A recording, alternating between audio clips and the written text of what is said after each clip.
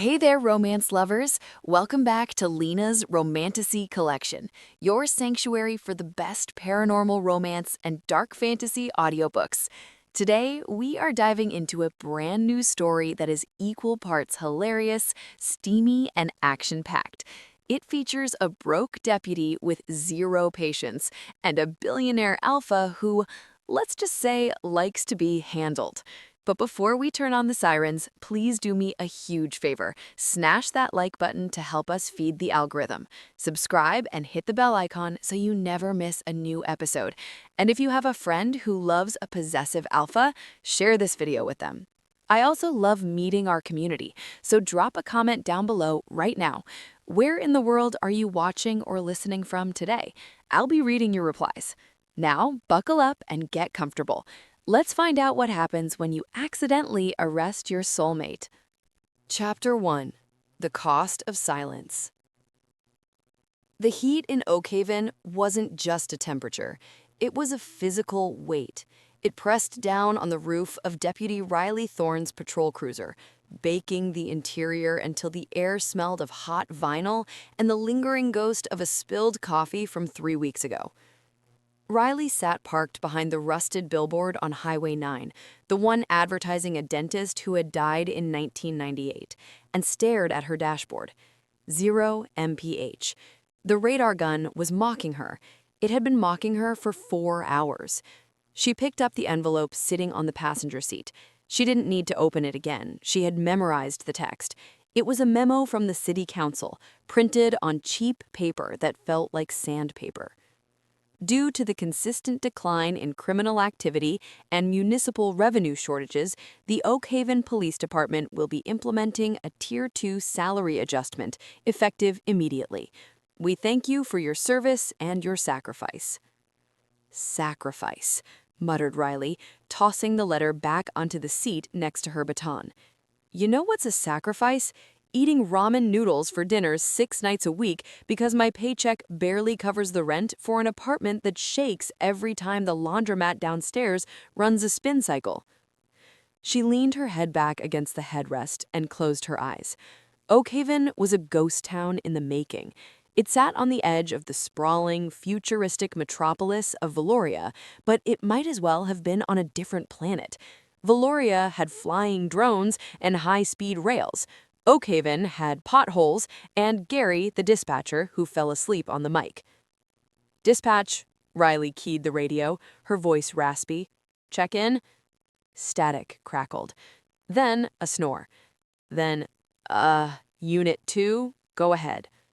Gary, tell me you have something. A cat in a tree, a noise complaint, a teenager loitering with intent to be annoying. Negative, Riley, Gary yawned. Town's quiet. Sheriff Miller says if you don't issue at least 1 citation by Friday, the mayor is going to talk about further downsizing again. Riley's stomach clenched. Downsizing meant firing, and if she lost this job, she lost everything. She had no family to fall back on, no savings account, and a credit score that laughed at her. She was 24 years old, scraping by on pride and caffeine. I can't invent crime, Gary, she whispered, mostly to herself. She looked out the windshield at the long, empty stretch of asphalt. The heat shimmered off the road, creating mirages of water that didn't exist. Just give me one, she pleaded to the universe. One guy who thinks the speed limit is a suggestion. One rich tourist lost on their way to the city. I just need 20 minutes of action. As if the universe had been waiting for a formal request, the ground began to vibrate. It started as a low thrum, rattling the loose change in her cup holder. Then came the sound, a high-pitched whine that deepened into a guttural roar, like a jet engine testing its limits on land. Riley sat up straighter, her eyes locked on the horizon. Something black cut through the heat haze. It didn't look like a car. It looked like a tear in the fabric of reality. It was moving with a violence that made her breath hitch. The radar gun on her dash beeped once, then screamed. The numbers flashed so fast they blurred. 80, 110, 135, 148. Holy! Riley slammed the cruiser into drive, her heart kick-starting into a frantic rhythm. Gary, we have a 1080. Excessive speed. I repeat, excessive speed. Clock speed? Gary sounded awake now. Fast, gritted Riley as she stomped on the accelerator. God-tier fast. Chapter 2. The Predator on Pavement. Riley's patrol car, a 10-year-old Crown Victoria that she had affectionately named the Brick, wheezed as she floored it. The engine roared with more complaint than power, tires spinning on the gravel shoulder before gripping the asphalt. The black vehicle was already a speck in the distance, a dark blur disappearing around the bend of Miller's Creek. "Don't you lose him," Riley commanded the steering wheel, knuckles white. "That is my rent money driving away." She flipped the switch for the sirens. The wail pierced the sleepy afternoon, echoing off the trees.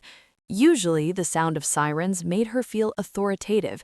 Today, it felt like she was bringing a kazoo to a symphony. She rounded the bend, praying her tires held. To her shock, the black car hadn't vanished. It had slowed down. It was cruising now, gliding along the center lane with an arrogance that made Riley's teeth grind.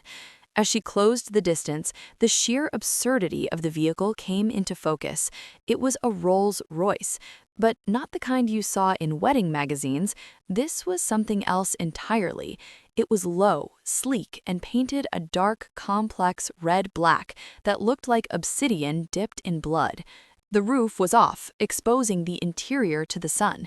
Riley gasped. She knew cars, she had to for the job, but this was a unicorn, a Rolls-Royce Le Rose Noir droptail. She had read about it in a magazine she'd found in the dentist's waiting room. There were only 4 in the world. It cost $30 million. $30 million, she emphasized each word, her brain short-circuiting. The driver was essentially driving the GDP of Oakhaven. Panic flared in her chest. People who drove $30 million cars didn't get tickets. They got escorts. They got apologies. They destroyed the careers of junior deputies who dared to flash lights at them. "Pull back," a voice in her head warned. "Let him go. Tell Gary he crossed the county line." But then she thought of the eviction notice she had narrowly avoided last month. She thought of the salary adjustment letter on her seat. She thought of the way the mayor looked at the police department, like they were useless budget eaters. "No," Riley said, her jaw setting. "The law is the law. I don't care if you're the King of England." She pulled up close behind the multi-million-dollar bumper and chirped her siren again. The brake lights of the Rolls-Royce flared, a sharp, aggressive red. The car didn't just stop, it settled. It pulled over to the shoulder with a grace that made her cruiser feel like a tractor. Riley put her car in park, her hands trembling slightly. She took a deep breath, inhaling the scent of stale pine and fear. "Showtime, Riley." Shoulders back, face stern. Do not look at the car, look at the driver. She grabbed her ticket book and stepped out into the crushing heat. The air from the Rolls-Royce's exhaust hit her legs. It didn't smell like gasoline. It smelled like pure, refined power. She walked up the passenger side, keeping her hand near her holster out of habit, though she doubted a billionaire was going to pull a gun on her. He'd probably pull a lawyer. She reached the driver's side window. The top was down, so there was no glass to knock on, but the driver hadn't turned to look at her. He was staring straight ahead, one hand resting casually on the top of the steering wheel. Even from behind, he was massive. The suit jacket stretched tight across broad shoulders. His dark hair was cut in a sharp, expensive style that didn't move in the wind.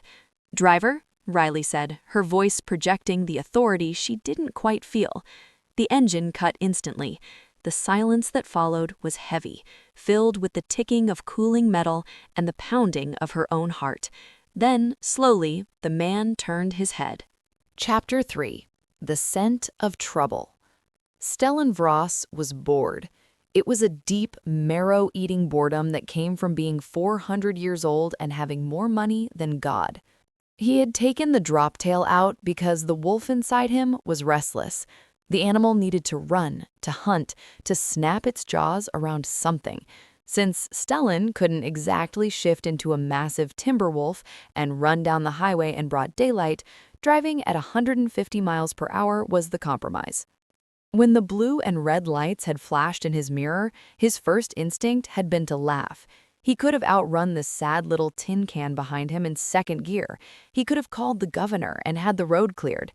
But then the wind had shifted. A scent had drifted into the open cabin of his car. It was faint at first, buried under the smell of asphalt and burning rubber, but it was there. Vanilla. Not the synthetic kind, but the raw, dark bean. Mixed with ozone, the smell of a storm about to break. And underneath it all, a spike of adrenaline that tasted like lemons on his tongue. Mate. The word didn't come from his brain, it came from the beast coiled in his chest. The wolf sat up, ears pricked, tail thumping once against his ribs. "Stop the car," the wolf commanded. "She is here." Stellan had pulled over not out of obedience to the law, but out of absolute, stunning shock. He had spent centuries assuming the fated mate lore was just that, lore, a bedtime story for pups. And now, here she was, marching up to his car in heavy boots. He watched her out of the corner of his eye as she approached. She was small, shockingly small. She looked like a stiff breeze could knock her over. Her uniform was ill-fitting, bunching at the waist, and her hair was a chaotic mess of brown curls trying to escape a severe bun. "Driver," she said. Her voice was trying to be hard, but he could hear the tremor in it. "Turn off the engine." He obeyed, fascinated. He turned to look at her fully. Her face was heart-shaped, flushed pink from the heat. Her eyes were a striking, defiance-filled hazel, flecked with gold. She was glaring at him with enough intensity to burn a hole through steel. Stellan took a breath, letting her scent fill his lungs. It was intoxicating. It calmed the restlessness in his blood instantly, replacing it with a possessive, dark hunger. "Mine," the wolf purred. "Keep her." "Do you know how fast you were going?" she asked, clicking a cheap ballpoint pen. Stellan looked at the pen, then back at her eyes. He fought the urge to reach out and touch her, just to see if she was real. "I wasn't looking at the speedometer," Stellan said, his voice coming out lower than he intended, a rough rumble. "I was distracted." "Distracted?" She raised an eyebrow. "By what? You're the only car on the road." "By the scenery," he lied smoothly. "Oakhaven is charming." She scoffed, a sharp sound. "Sir, Oakhaven is a parking lot with a zip code, and you were doing 148. That's not distracted driving, that's a suicide attempt." She leaned in slightly, resting her arm on his door. "License and registration." Stellan didn't move. He realized with a jolt of amusement that he had no idea where his license was. He usually had a driver or an assistant or a lawyer to handle these mundane things. "I don't have them." Her eyes widened. "You don't have them? You're driving a vehicle worth more than my life insurance policy, and you don't have a license?" "I own the road, technically. My company paved this highway 3 years ago." "I don't care if you knitted the asphalt yourself with artisanal yarn," she snapped. "If you don't have ID, you are in violation of State Code 40-2. Step out of the vehicle." The command hung in the air. Stellan stared at her. No one ordered him to do anything. Alphas bowed to him, politicians begged him for favors, and this tiny human woman who smelled like vanilla and defiance was ordering him out of his own car. The wolf wagged its tail. "She has teeth. Good." Chapter 4. The Bribe and the Badge. Riley's heart was hammering so hard she was sure he could see it beating through her uniform shirt. Why wasn't he moving? The man, this devastatingly handsome, terrifyingly calm man, was just watching her. His eyes were a pale, icy blue that seemed to glow in the shadow of the car's interior. He didn't look worried. He looked entertained. "Did you hear me?" Riley asked, her voice sharpening. "Step out, now." He smiled. It was a slow, lazy smile that made her knees feel weirdly weak. "Officer Thorne?" He read her name tag. "Is this really necessary? It's hot. The paperwork will take you hours. Why don't we settle this efficiently?" He reached into the inside pocket of his suit jacket. Riley's hand dropped instantly to the pepper spray on her belt. "Hands! Keep your hands where I can see them." He paused, withdrawing a sleek black leather wallet. He opened it, revealing a thick stack of crisp bills. "I can pay the fine. right now. I'll even add a convenience fee for your trouble." Riley stared at the cash. It was more money than she made in 3 months. She could fix her car. She could pay her rent for a year. She could buy peanut butter that wasn't generic. For 1 second, the temptation was a physical ache. Then the indignation hit her. He thought he could buy her. He thought just because he had a $30 million car and a jawline carved by angels, the rules didn't apply to him. He thought she was just another budget-cut obstacle to be paid off. Her pride, which was usually the only thing she had for dinner, flared up hot and bright. "Put the money away," Riley said, her voice ice cold. "It's $5,000, he said softly. "I said put it away.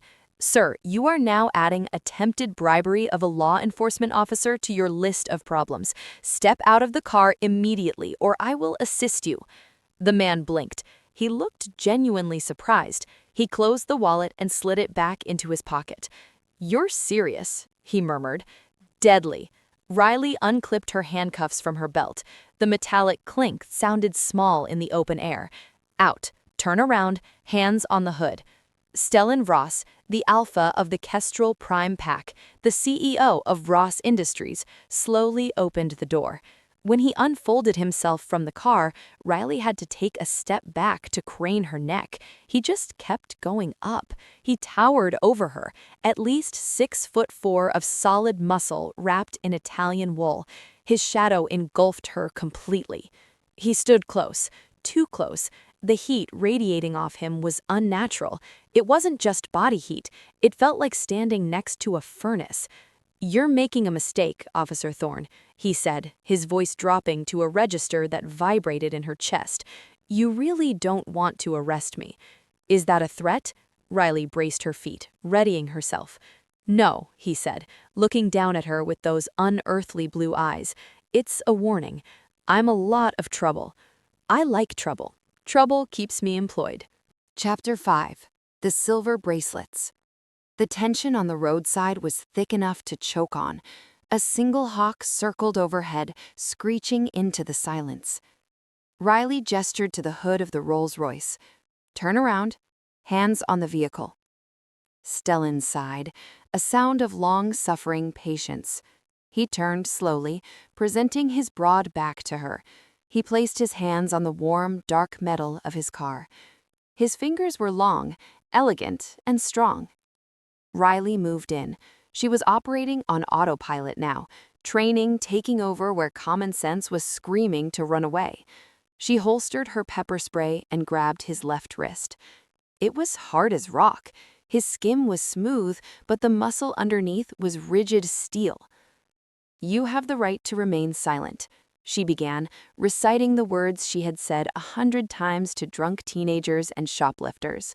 She pulled his arm behind his back. He didn't resist, but he didn't help either. He was heavy, an immovable object she was trying to manipulate. She clicked the first cuff onto his wrist. As the cold metal touched his skin, she felt a tremor run through him, not a tremble of fear, a shudder of suppressed energy, a low rumble in his chest, too deep to be a groan, too animalistic to be a word.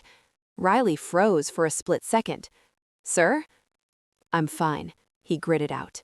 "Continue." She grabbed his other wrist. She had to stand on her tiptoes to pull it down to meet the first one. She pressed her body slightly against his back for leverage. Contact. The moment her chest brushed against his suit jacket, a pulse of energy snapped between them. It was sharp and painful. Riley gasped. Stellan hissed. "Static," Riley muttered, her face flushing. "Just static." She locked the second cuff. Click. She stepped back, breathing hard. She had done it. She had handcuffed a giant. "Anything you say can and will be used against you in a court of law." She finished the Miranda rights, her voice breathless. Stellan turned his head to look at her over his shoulder. He wasn't angry. He wasn't humiliated. There was a dark, smoldering amusement in his eyes that made Riley feel like she was the one in handcuffs. "Are you done?" he asked. "For now," Riley said. She grabbed his arm, it felt like grabbing a tree limb, and tugged him toward her patrol car. "You're coming with me." And my car? It'll be towed. He laughed, a rich, dark sound. Good luck to the tow truck driver. He let her lead him to the Crown Victoria. He was compliant, but every step felt like a choice he was making. He ducked his head to fit into the back seat, his long legs cramping awkwardly in the confined space. Riley slammed the door shut, locking him in. She stared at him through the window for a second. He was sitting in the back of her dirty, crummy patrol car, looking like a prince on a throne of garbage. She walked to the driver's seat and got in. Her hands were shaking so bad she dropped her keys twice. Okay, you caught a big one, Riley. Don't mess this up. She looked in the rearview mirror. Stellan was watching her through the wire mesh divider. He wasn't looking at the road, he was looking at the back of her neck. You have no idea what you've just caught, little deputy. The sound was so low she barely heard it over the AC, but it sent a shiver straight down her spine. What did you say? Asked Riley, glancing back. He just smiled, showing perfectly straight white teeth. I said, I hope you drive better than you negotiate. Riley put the car in gear and peeled out onto the road, with the weight of her captive pressing down on the rear suspension. She was bringing him in, and she had the terrible, sinking feeling that she was bringing the storm right into the heart of Oakhaven. Chapter 6. The View from the Back Seat.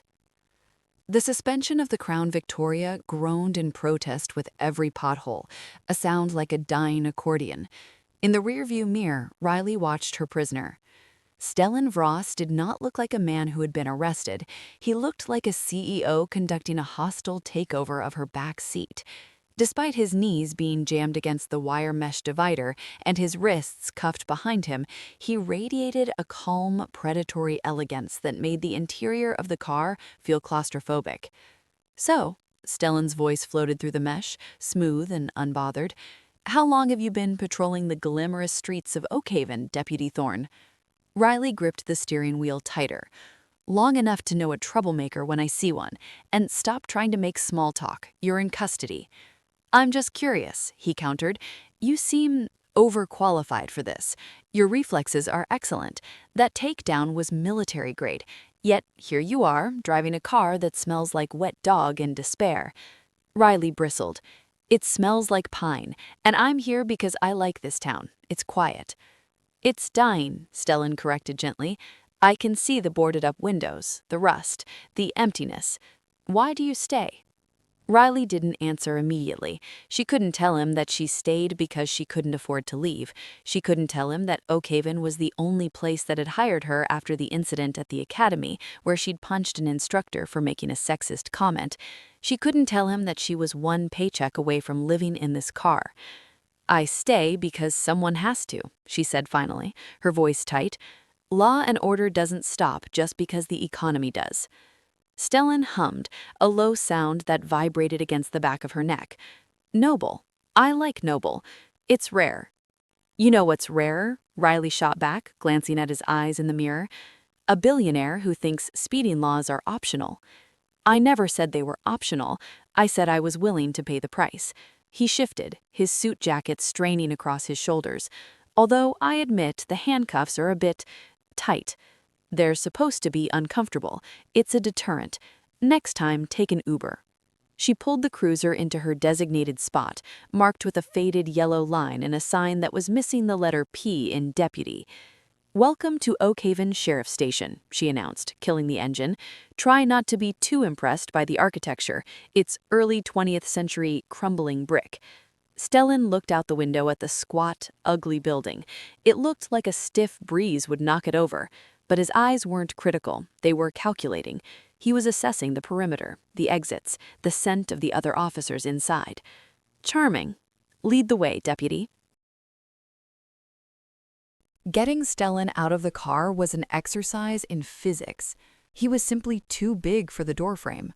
Riley had to guide him out, her hand on top of his head to prevent him from bumping it, a gesture that felt absurdly intimate given he was a foot taller than her. When he finally stood upright on the pavement, he stretched, his chest expanding. Riley felt that jolt of static again, just from being in his orbit. She marched him through the front door, her hand firmly gripping his bicep. The station was quiet. Dispatcher Gary was asleep at his desk, a half-eaten donut resting dangerously close to his keyboard. Sheriff Miller was standing by the coffee pot, staring morosely at the black sludge inside. "Gary, wake up!" Riley announced, her voice echoing off the linoleum. "I've got a 10-15, reckless driving, excessive speed, and attempted bribery." Gary snorted awake, knocking his donut onto the floor. Sheriff Miller turned around slowly, looking exhausted. "Riley, please tell me you didn't arrest the mayor's nephew again. I can't take another phone call from—" Miller stopped. His coffee cup froze halfway to his mouth. He looked at Riley, then he looked at the man standing beside her. Stellan Vross stood amidst the fluorescent lights and peeling paint like a panther in a petting zoo. His suit was wrinkled, but obviously cost more than the building. His face was composed, his eyes sweeping the room with terrifying intelligence. Miller's face drained of color. He dropped the coffee cup. It shattered, splattering hot sludge over his shoes. He didn't seem to notice. "Oh my God," Miller whispered. "Sheriff?" Riley frowned. "You okay?" Miller rushed forward, ignoring the coffee. "Riley, unlock him, now," Miller said tightly, trying to hide the tremor in his voice. "What?" Riley stepped back, tightening her grip on Stellan's arm. "No, he was doing 150. He tried to buy me off." "Riley!" Miller's voice cracked. "Do you know who this is? This is Stellan Vross. Vross Industries, the Vross Foundation. He owns the electric grid. He owns the company that makes our radios." Stellan offered a polite, shark-like smile. "Hello, Sheriff. Your deputy has been very thorough." Miller looked like he was about to weep. "Mr. Vross, I am so incredibly sorry. This is a misunderstanding, a training exercise gone wrong. Please, let me—" Miller reached for his keys. "No," Stellan said. The word was soft, but it slammed into the room like a hammer. Miller froze. "Beg your pardon?" Miller squeaked. "I said no," Stellan repeated. "I broke the law. Deputy Thorne is correct. I was speeding, I was reckless, and I did offer her cash." He turned his head to look down at Riley, his eyes dancing with amusement. "She has arrested me. I expect to be processed." Riley stared at him. He was enjoying this. He was actually enjoying this. "You want to be booked?" Miller asked, bewildered. "I believe in the justice system," Stellan lied effortlessly, "and I believe Deputy Thorne needs the credit for this arrest. I heard you've been having budget cuts. It would be a shame if her hard work went unnoticed." Riley felt a flush heat her cheeks. Was he helping her? "Book him, Riley," Miller whispered, looking like he wanted to faint. "Just be nice, please. If he sues us, we'll have to sell the town." Chapter 8. Fingerprints and Friction. The booking room was a cramped closet that smelled of ink and industrial cleaner. Riley stood by the digital fingerprint scanner, waiting for the ancient computer to boot up. Stellan stood beside her. The handcuffs had been removed, leaving red marks on his wrists that Riley tried very hard not to stare at. He was rubbing them absently, watching her every move. "You're staring," Stellan said. "I'm waiting for Windows 95 to load," Riley muttered, tapping the desk. "And I'm wondering why a billionaire wants a criminal record." "Maybe I want a souvenir," he said, leaning a hip against the counter. He was too big for the room. His presence sucked up all the oxygen. "Or maybe I just wanted to see where you work." "Why?" "Because you intrigue me, Riley Thorne."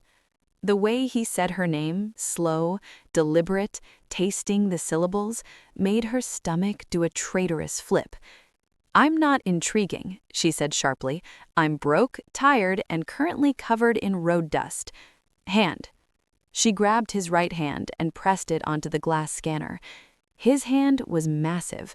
Her fingers looked like children's toys wrapped around his thumb. His skin was hot, dry, and rough. The hands of a man who worked, not just a man who signed checks. "Relax your fingers," she ordered. "You're too tense."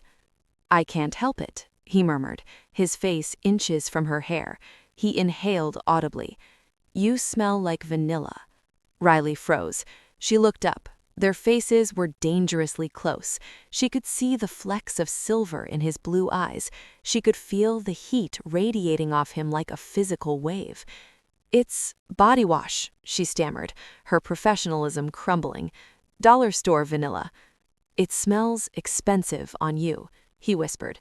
The air in the room grew heavy, charged with a static tension that made Riley's arms stand up. She felt a magnetic pull and a rational urge to lean forward, to close the gap. The computer beeped loudly. Scan complete. Riley jumped back as if she'd been burned.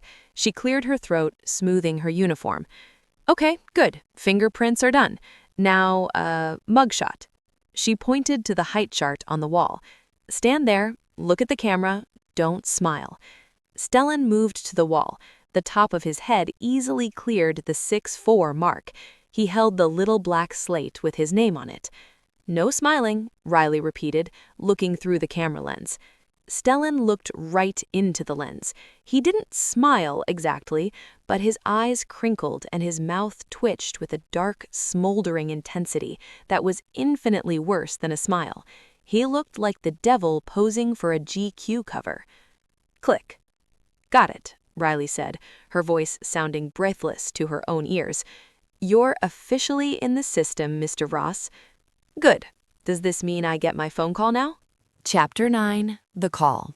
Riley led him to the phone on the wall in the hallway. It was an old rotary style that Miller kept because it builds character.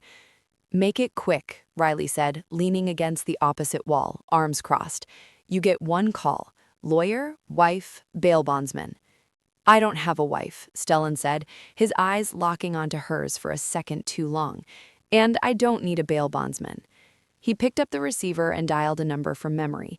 He turned slightly away from her, lowering his voice, but in the quiet station, Riley could still hear him. "It's me," Stellan said. His tone had changed. It wasn't the charming, flirtatious voice he used with her. It was cold, commanding, and utterly terrifying. "It's me," Stellan said. His tone had changed. It wasn't the charming, flirtatious voice he used with her. It was cold, commanding, and utterly terrifying. "I'm in Oakhaven. I've been detained." A pause. "No," Stellan snapped. "Do not come down here. Not yet. I'm staying." Riley frowned. Staying? Why would he want to stay in a jail cell? "Listen to me carefully, Kale," Stellan continued, his voice a low rumble. "Secure the perimeter. I want eyes on the town lines. If the Iron Hollow pack—" He cut himself off, glancing sharply at Riley. He cleared his throat. "If competitors find out I'm here, they might try something. I want this town locked down, quietly. Do not disturb the locals." Riley narrowed her eyes. Iron Hollow? Competitors? Was he talking about corporate espionage? "And Kale," Stellan added, his voice softening just a fraction. "Look into the Oakhaven Police Department's funding, specifically salary cuts. Fix it." Riley's breath hitched. "Yes, do it anonymously, through the foundation. Goodbye." He hung up the phone and turned back to her. His face was a mask of polite innocence. "All sorted," he said. Riley pushed off the wall. What was that? Fix the funding? Are you trying to bribe the entire department now? "It's not bribery, Deputy," Stellan said, walking toward her. "It's philanthropy. I'm a patron of the arts, and I consider your police work to be art." "You're unbelievable," Riley shook her head, though her heart was pounding. "And who is Iron Hollow?" Stellan's expression darkened for a fraction of a second. "Business rivals. Very aggressive. They don't like it when I expand my territory."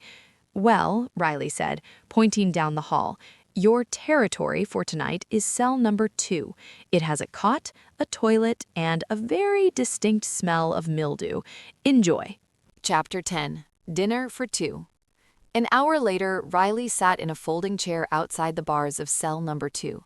Stellan was sitting on the narrow cot.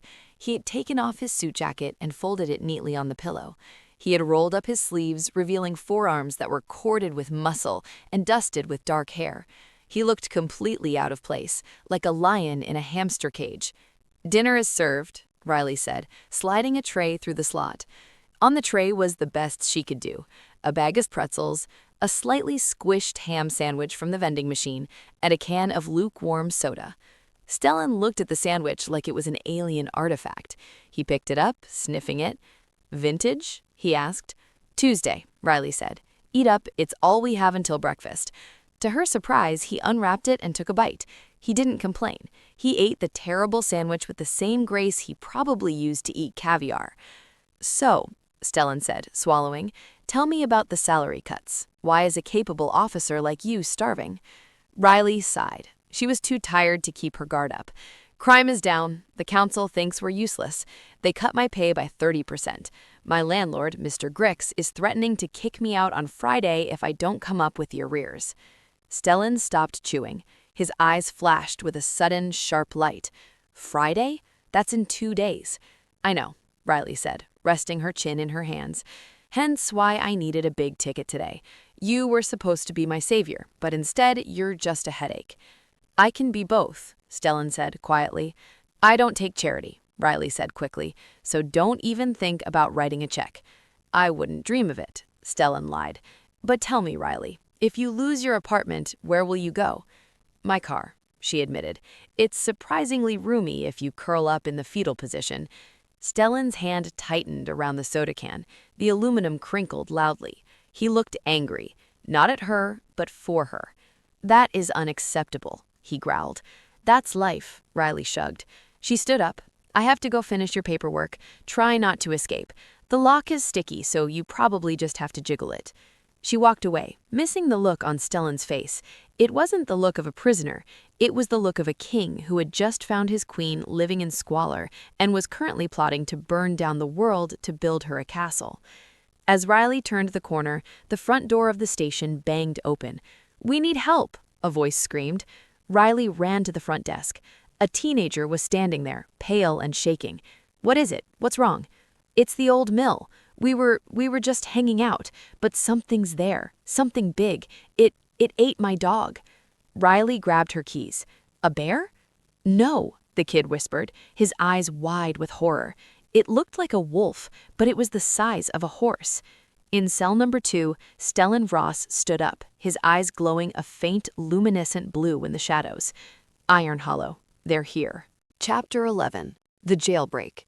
Riley didn't hesitate. She grabbed the keys to the station's weapons locker, her hands steady despite the adrenaline spiking in her blood. "Sheriff," she barked, throwing a heavy tactical jacket over her uniform. "I'm taking the 12 gauge. You stay here and man the phones. Call animal control in the next county. Tell them we have a megafauna situation." Sheriff Miller was hiding behind the water cooler. "Riley, don't go out there," the kid said. "It was huge. It ate a Rottweiler. You have a ticket book and a rusted shotgun." "It's my job, Miller," Riley said, checking the safety on the Mossberg 500. "If I don't go, it's gonna come into town. I'm not letting a rabid bear eat Mrs. Higgins's prize-winning poodles." She glanced toward the holding cells. Stellan was standing at the bars of cell 2. He wasn't smiling anymore. His face was hard, his eyes tracking her every movement with an intensity that made her skin prickle. "Don't go alone," Stellan said. His voice wasn't a request, it was a command. Riley paused, looking at him. "You're a prisoner. You don't get a vote. Sit down, Vross." "Riley," he said, and the use of her first name sounded like a caress and a warning. "That is not a bear. You are walking into a trap." "It's an animal, Stellan. I'll scare it off." She grabbed her hat. "Stay put. If you need anything, well, don't ask Miller. He looks like he's about to stroke out." She stormed out of the station, the heavy doors slamming behind her. The moment she was gone, the air in the station changed. The temperature seemed to drop 10 degrees. Stellan looked at the sheriff. Miller squeaked. "Sheriff," Stellan said politely, "I am going to leave now." You can't," Miller stammered. "It's a felony escape." Stellan reached through the bars, grabbed the lock mechanism of the cell door, and squeezed. There was a screech of torturing metal, a ping of a spring snapping, and the door swung open. "Technically," Stellan said, stepping out and dusting off his hands, "it was a malfunction due to poor maintenance. You really should apply for that grant money I mentioned." He walked past the sheriff, moving with a fluid, terrifying speed. He grabbed his suit jacket from the intake counter. "Wait," Miller yelled, finding a scrap of courage. "Where are you going?" Stellan didn't look back. He buttoned his jacket, his eyes glowing faintly in the dim light of the hallway. "To save your deputy, because if you think a shotgun is going to stop what's out there, you're going to need a new sheriff by morning." Chapter 12. The Lumber Mill. The Oakhaven lumber mill had been abandoned since the 90s, a rotting skeleton of industry sitting on the edge of the Blackwood forest. It was a place of rusted corrugated iron, broken glass, and shadows that seemed to stretch longer than physics allowed. Riley parked her cruiser at the rusted gates. The headlights cut through the gloom, illuminating swirling dust motes and tall, dead grass. She killed the engine. Silence rushed in, heavy and oppressive. "Okay, Riley," she whispered to herself, gripping the shotgun. "It's just a big dog, or a bear, or a very angry raccoon on steroids." She stepped out. The air here smelled wrong. It didn't smell like pine and earth. It smelled like wet copper and musk, a feral, aggressive scent that made her stomach turn. She clicked on her shoulder-mounted flashlight and moved toward the main saw building. The gravel crunched loudly under her boots.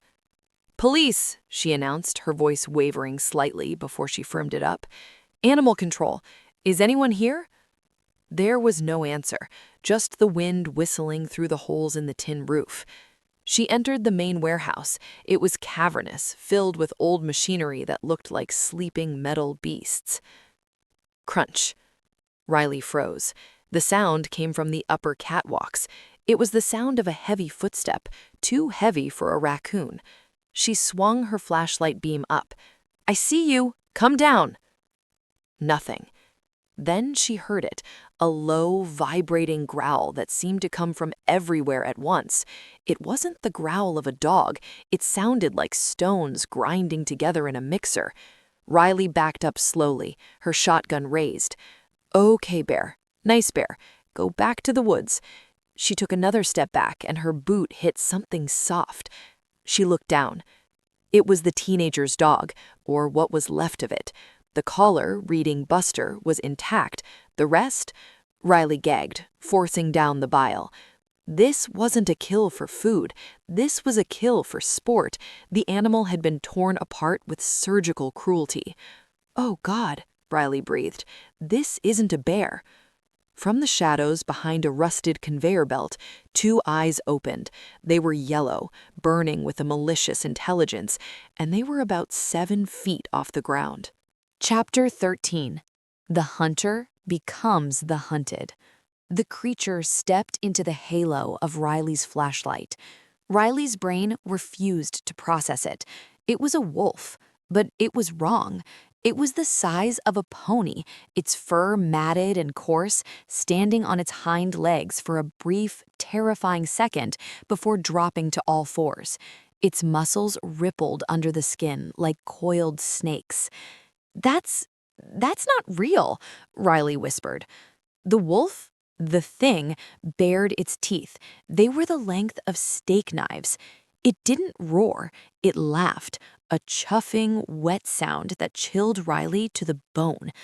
Riley didn't wait. She pumped the shotgun and fired. Boom! The sound was deafening in the enclosed space. The slug hit the beast in the shoulder.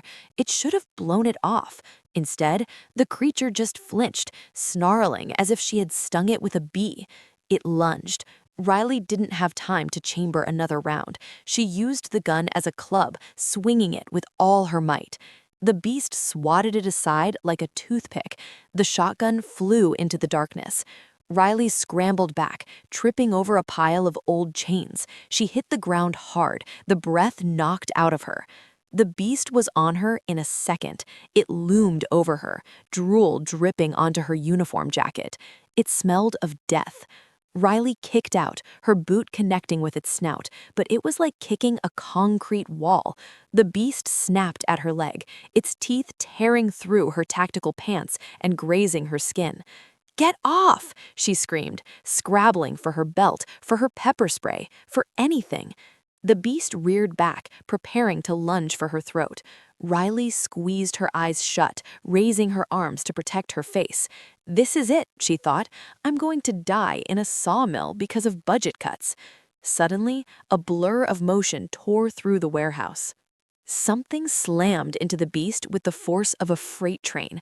There was a sickening crack of bone meeting bone. The weight above Riley vanished. She opened her eyes, gasping for air. Standing between her and the monster was a man. He was wearing a torn, expensive suit. His back was to her, but she knew those broad shoulders. "Stellan?" she wheezed. Chapter 14. The Shadow Boxer. Stellan Vross did not shift. He couldn't, not with Riley watching. If she saw him turn into a wolf, she would never look at him the same way. She would see a monster, just like the one trying to kill her. So he had to do this the hard way. The iron hollow wolf recovered from Stellan's tackle, shaking its massive head. It recognized him. It snarled, a sound of recognition and hatred. Alpha. Stellan stood his ground, loosening his tie with one hand. "You're trespassing," he said, his voice calm, low, and terrifying. "And you touched her." The wolf lunged. Stellan moved faster than a human should be able to move. He sidestepped the snapping jaws and drove a fist into the creature's ribs. It was a blow that would have caved in a car door. The wolf yelped, skidding sideways across the concrete floor. Riley watched from the ground, her vision swimming. She couldn't understand what she was seeing. Stellan was fighting a giant mutant wolf with his bare hands, and he was winning? "Stellan, run!" she screamed, trying to get up. "It's a monster!" "Stay down, Riley," Stellan roared, never taking his eyes off the beast. The wolf circled, realizing that a physical confrontation with an elder alpha, even in human form, was suicide. It needed a hostage. Its yellow eyes flicked to Riley. Stellan saw the look. The air around him seemed to crackle with black energy. "Don't even think about it," Stellan warned. The wolf sprang toward Riley. Stellan intercepted it mid-air. He caught the beast by the throat, his fingers digging into the thick fur. The momentum carried them both crashing into a stack of wooden pallets. Splinters flew like shrapnel. Stellan pinned the massive animal to the ground. He leaned close to its ear, his voice a guttural growl that only the wolf could hear. "Tell your alpha," Stellan whispered, his eyes flashing blue, "that if he sends another pup into my territory, I will send him back your head in a box. Go." He released the throat and threw the beast toward the open bay doors. The iron hollow wolf didn't hesitate. It scrambled for purchase on the slick concrete, tail tucked, and bolted into the night, whining like a kicked puppy. Stellan stood up slowly. He brushed sawdust off his pants. He checked his knuckles. They were bruised but healing already. He turned to Riley. She was sitting up, clutching her torn pant leg, her face pale as a sheet. She was staring at him like he was a ghost. "What?" she whispered. "What are you—" Chapter 15. The Adrenaline Lie. Stellan's heart stopped. This is it, he thought. She knows. He walked toward her, forcing his breathing to slow, forcing the glowing blue of his eyes to fade back to human ice blue. He knelt in front of her, ignoring the ruin of his $3,000 suit. "Are you hurt?" he asked, his voice rough with suppressed panic. He reached out to touch her leg. Riley flinched away, then stopped. She looked at his hands. You just fought that thing. It was huge. It was the size of a horse, and you threw it." "It was a large dog, Riley," Stellan said, looking her dead in the eye. "A mastiff mix, maybe some wolf hybrid. They look bigger in the dark." "It ate a shotgun slug," Riley yelled, her voice hysterical, "and you punched it. Who punches a dog?" "Adrenaline," Stellan said, firmly. "Human beings can lift cars when their loved ones are in danger, or when people they know are in danger," he corrected himself quickly. "I saw it going for you. I just reacted." Riley stared at him. It was a lie, a blatant, terrible lie. But her brain was desperate for a logical explanation. The alternative, that monsters existed and the handsome billionaire in her custody was a superhero, was too insane to process. You broke out of jail, she accused, grasping for normal ground. The door was rusty, he repeated his lie from earlier. I heard you leave. I knew you were walking into trouble. He ripped a strip of fabric from his expensive shirt and began to bind the scratch on her leg. His touch was incredibly gentle, contrasting sharply with the violence she had just witnessed. You're bleeding, Riley noted, seeing a scratch on his cheek. I cut myself shaving, Stellan lied. Riley let out a short, hysterical laugh. She slumped forward, her forehead resting against his shoulder. She was shaking. The adrenaline crash was hitting her hard. I thought I was dead, she whispered into his jacket. It was going to kill me. Stellan's arms went around her. He pulled her close, burying his face in her dusty, messy hair. He held her tight, shielding her from the cold, from the fear, from the truth. I wouldn't let that happen, he vowed, his voice vibrating against her ear. I will never let that happen. For a moment, they stayed like that in the ruins of the sawmill, the broke deputy and the billionaire alpha. Then Riley pulled back, sniffing. She wiped her eyes with the back of her dirty hand. You're in so much trouble, Ross, she said, her voice trembling but feisty. Escaping custody, interfering with the police investigation, destruction of evidence. You let the suspect run away. Stellan smiled. It was a genuine, relieved smile. She was okay. She was berating him. All was right in the world. Add it to my tab, Stellan said. He stood up and offered her his hand. Come on, officer. Let's get you home. I think you've earned a night off. I have to write a report. How do I explain this? Suspect apprehended by billionaire practicing mixed martial arts on a mutant dog? Just right. Animals scared off by passing motorist, Stellan suggested. Now, are we taking your cruiser, or do you want to ride in the Rolls? Riley blinked. The Rolls was towed. Stellan smirked. Was it? He led her to the bay doors. There, parked next to her battered Crown Vic, was the La Rose Noir Droptail. The tow truck driver apparently decided that moving it was above his pay grade. You drove here? She asked. I drove fast. He opened the passenger door for her. Get in, Riley. I'm driving you home. I'm the police officer, she argued weakly. I should be driving you. Not tonight, Stellan said. He guided her into the leather seat. Tonight, you just survive. Chapter 16. The Silk Cocoon. The interior of the Rolls-Royce La Rose Noir Droptail was quieter than a library and smelled better than heaven. Riley sank into the leather passenger seat, which seemed to mold itself to her aching body. The dashboard was a sweeping arc of wood veneer that looked like it had been hand-carved by elves. This car costs more than my entire bloodline, Riley mumbled, staring at the bespoke analog clock on the dash. I'm afraid to touch anything. If I sneeze, will it bill me?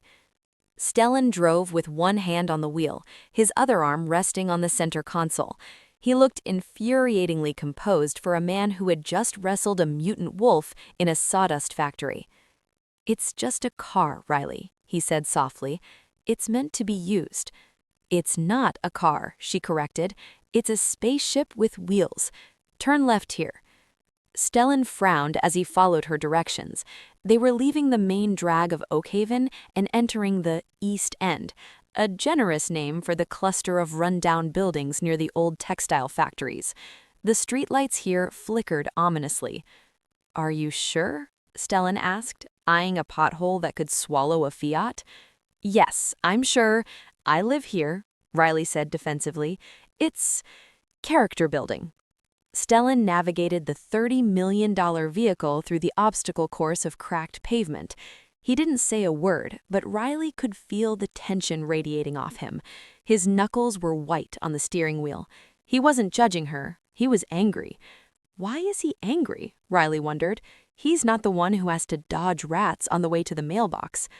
Stop here, she said, pointing to a brick building that had seen better decades. A neon sign buzzed loudly on the ground floor. Sudsy's Laundromat, open 24/7. Here? Stellan parked the Rolls-Royce next to a dumpster. The contrast was almost comical. Yes, here, Riley said, unbuckling. Top floor suite, penthouse suite. Just ignore the smell of industrial bleach and wet socks. She reached for the door handle, but Stellan was faster. He was out of the car and opening her door before she could blink. He offered her a hand. "Allow me," he said. Riley looked at his hand, large, scarred, and capable of crushing bone, and then at her own trembling fingers. She took it. His grip was warm and solid, an anchor in her spinning world. "You don't have to walk me up. This isn't a date, Vross. You're technically a fugitive." "I'm not a fugitive," he smirked. "I'm out on personal recognizance. Lead the way." Chapter 17. The Palace of Suds. The stairwell to Riley's apartment was narrow, steep, and lit by a single naked bulb that swung in the draft. Every step they took creaked like a gunshot. Stellan walked behind her, his presence filling the stairwell. Riley was acutely aware of the tear in her pants, the dirt on her uniform, and the fact that the alpha of Kestrel Prime was currently stepping over a discarded pizza box on her landing. "It's not much," Riley said, fumbling with her keys. Her hands were still shaking from the adrenaline crash. She dropped the keys. Before they hit the floor, Stellan caught them. His reflexes were a blur. "Let me," he said gently. He unlocked the door and pushed it open. Riley stepped inside and flipped the switch. Nothing happened. "Oh, come on," she groaned. The bulb blew again. She walked into the darkness and turned on a small desk lamp. The golden glow illuminated her studio apartment. It was tiny. A single room served as living room, bedroom, and kitchen. There was a lumpy futon in the corner, a small table covered in bills, and a kitchenette that looked like a closet. The air was cold. She kept the heat off to save money. Stellan stood in the doorway. He had to duck to enter. He looked around the room, taking in the peeling wallpaper, the drafty window covered with a thin sheet, and the sheer emptiness of the fridge that hummed loudly in the silence. His wolf growled low in his chest. "This is where she lives? This is how the humans treat their protector?" "Riley," Stellan said, his voice tight, "it's freezing in here." "I like the cold," Riley lied, rubbing her arms. "Keeps you alert. Make yourself at home. Don't sit on the left side of the futon. The spring bites." Stellan didn't sit. He walked over to the window and inspected the lock. It was a flimsy piece of metal that a child could break. He frowned, his jaw clenching. "You're safe here?" he asked, turning to her. "Safe enough. The spinning of the washing machines downstairs lulls me to sleep. It's like living inside a vibrator, but less fun." Stellan blinked, then let out a short, startled laugh. "You have a terrible mouth, deputy." "Part of the charm," she shot back, limping toward the kitchenette. "I'm going to clean this cut. You can, I don't know, stand there and look expensive." Chapter 18. First Aid and Friction. Riley hoisted herself onto the counter next to the sink. She hissed as she pulled the torn fabric of her pant leg away from the wound. The dog bite was nasty, deep scratches that were oozing blood. "Do you have a first aid kit?" Stellan asked. He was suddenly beside her. She hadn't heard him move across the room. "Under the sink, behind the half-empty bottle of drain cleaner." Stellan retrieved a battered plastic box. He opened it, frowning at the meager contents, a few Band-Aids and a bottle of rubbing alcohol. "This is insufficient," he muttered. He took off his suit jacket, draping it over one of her rickety chairs. He rolled up his sleeves again. "Sit still." "I can do it myself," Riley protested, though she made no move to stop him. "You're shaking," Stellan observed. He soaked a cotton ball in alcohol. "This is going to sting." "I'm tough," Riley said. He pressed the cotton to her leg. Riley sucked in a sharp breath, her hand instinctively grabbing his shoulder for support. Stellan froze at her touch. He looked up. His face was inches from hers. His eyes were dark, the pupils blown wide. "Sorry," Riley whispered, trying to pull her hand away. "Don't," he commanded softly. "Hold on to me." He continued cleaning the wound, his movements incredibly precise and gentle. His large hands felt hot against her cool skin. Every brush of his fingers sent a jolt of electricity through her nerves that had nothing to do with pain. "Why are you doing this?" Riley asked quietly. "You're a billionaire. You should be in a penthouse somewhere, drinking scotch and laughing at poor people. Why are you patching up a cop in a studio apartment?" Stellan paused, taping a piece of gauze over the cut. He stayed between her knees, his hands resting on her thighs, strictly professional, yet maddeningly intimate. "Because you arrested me," he said, looking up at her. "I am your responsibility, and I take my responsibilities very seriously." "That's not an answer," Riley whispered. "It's the only one I can give you right now." His gaze dropped to her lips, then back up to her eyes. "You fought well tonight, Riley. You were brave. Stupid, but brave." "I was terrified," admitted Riley. "Bravery isn't the absence of fear," Stellan said, his thumb brushing her knee. "It's acting in spite of it. You have the heart of a warrior. It suits you." Riley's breath hitched. No one had ever called her a warrior. They called her stubborn, difficult, abrasive. "Thank you," she managed to say, "for saving my life." "Anytime," Stellan murmured. And he meant it, literally, anytime, every time. Chapter 19. The Eviction Notice. Stellan stepped back, giving her space to breathe. He walked over to the small table to wash his hands in the sink, trying to cool down his own blood. Being this close to her, smelling her fear and her attraction, was driving his wolf insane. His eyes fell on a piece of paper sitting on the table. It was pink, the universal color of bad news. "Notice to quit premises." Stellan picked it up. His eyes scanned the legal jargon. Non-payment of rent. 3 months in arrears. Deadline Friday, 5 p.m. "Riley," Stellan said, his voice dropping to a dangerous octave.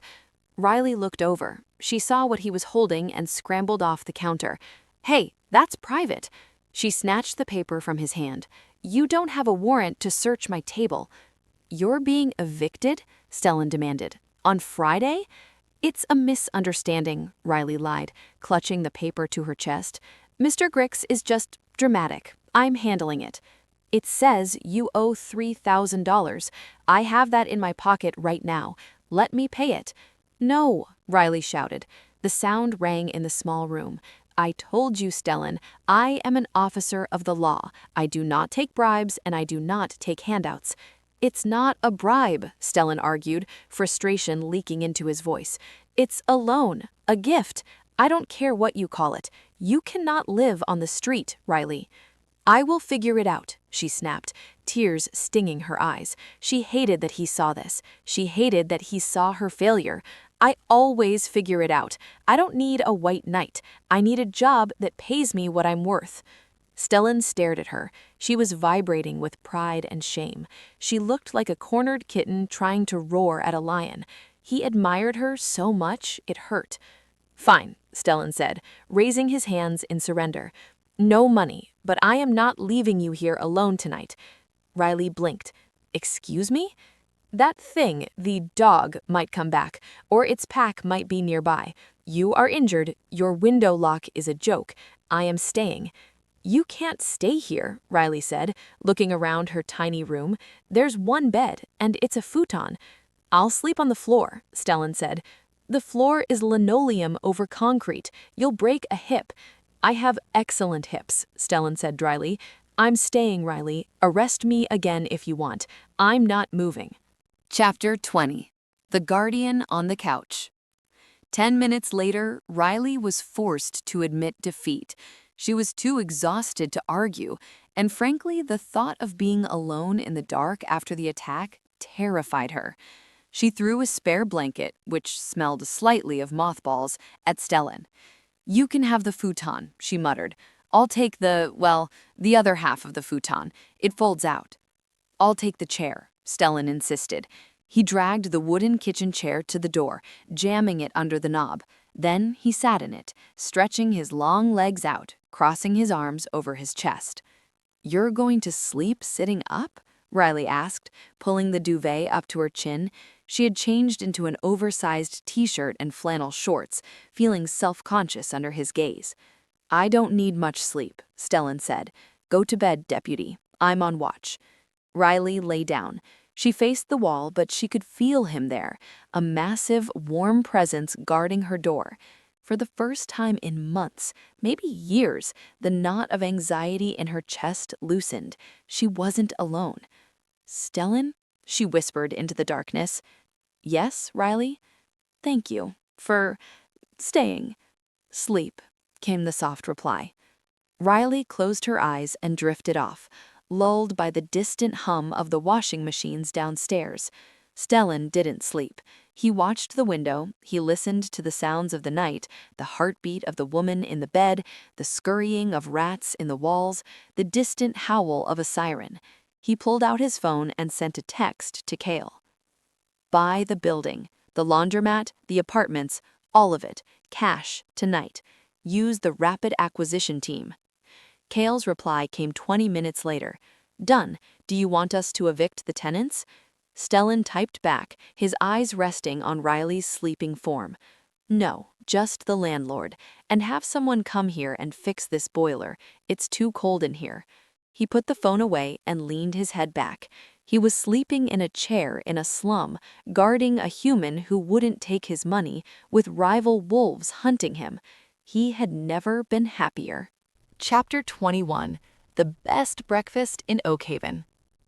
Riley woke up to a smell that didn't belong in her apartment. Usually, her morning aroma profile consisted of dust, the neighbor's cigarettes, and instant coffee that tasted like battery acid. This morning, the air smelled like espresso, sizzling butter, and fresh pastries. She shot up in bed, gasping as her injured leg protested. She looked at the door. The chair was moved. Stellan was gone. Panic flared for a second. Had he left? Was it all a hallucination brought on by blood loss? Then she heard the clink of silverware from the kitchenette. She leaned over the side of the futon. There, standing in her tiny kitchen, was Stellan Vross. He had discarded his suit jacket and rolled his sleeves up to his elbows. He was flipping an omelet in her battered non-stick pan with the concentration of a bomb disposal expert. "You're still here," Riley croaked, her voice thick with sleep.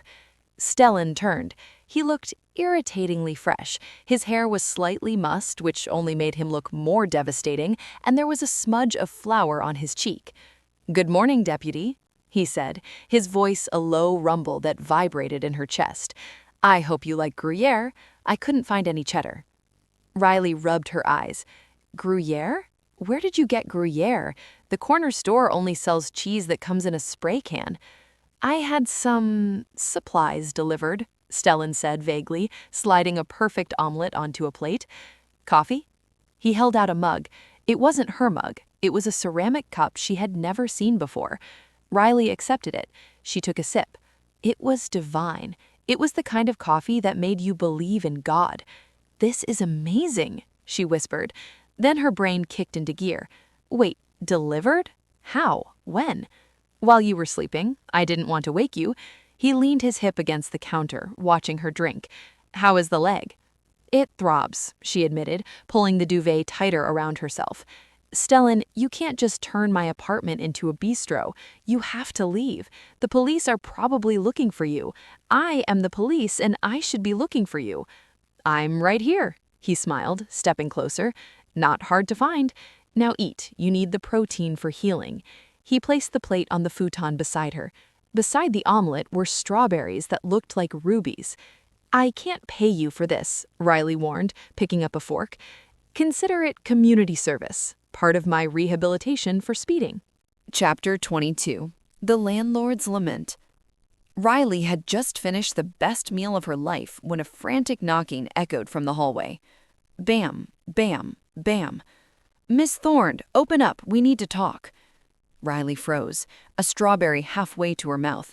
"It's Mr. Grix, my landlord." She looked at Stellan with wide eyes.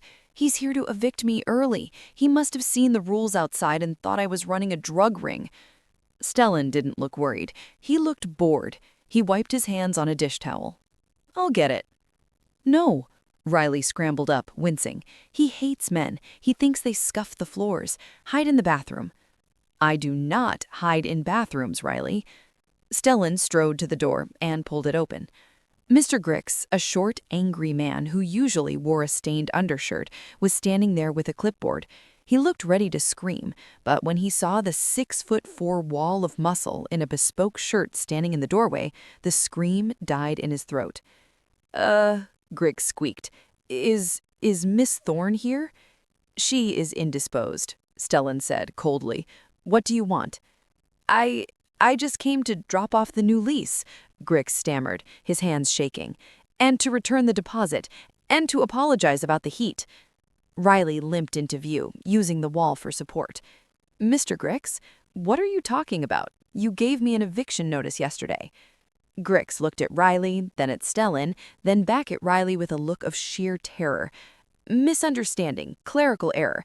The building has been sold, Miss Thorne, as of this morning. Riley frowned. Sold? To who? To, Vross Holdings. Grix whispered the name like a curse.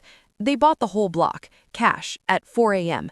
Here's your security deposit back, plus interest. Please don't fire me. Please don't report me to the new management.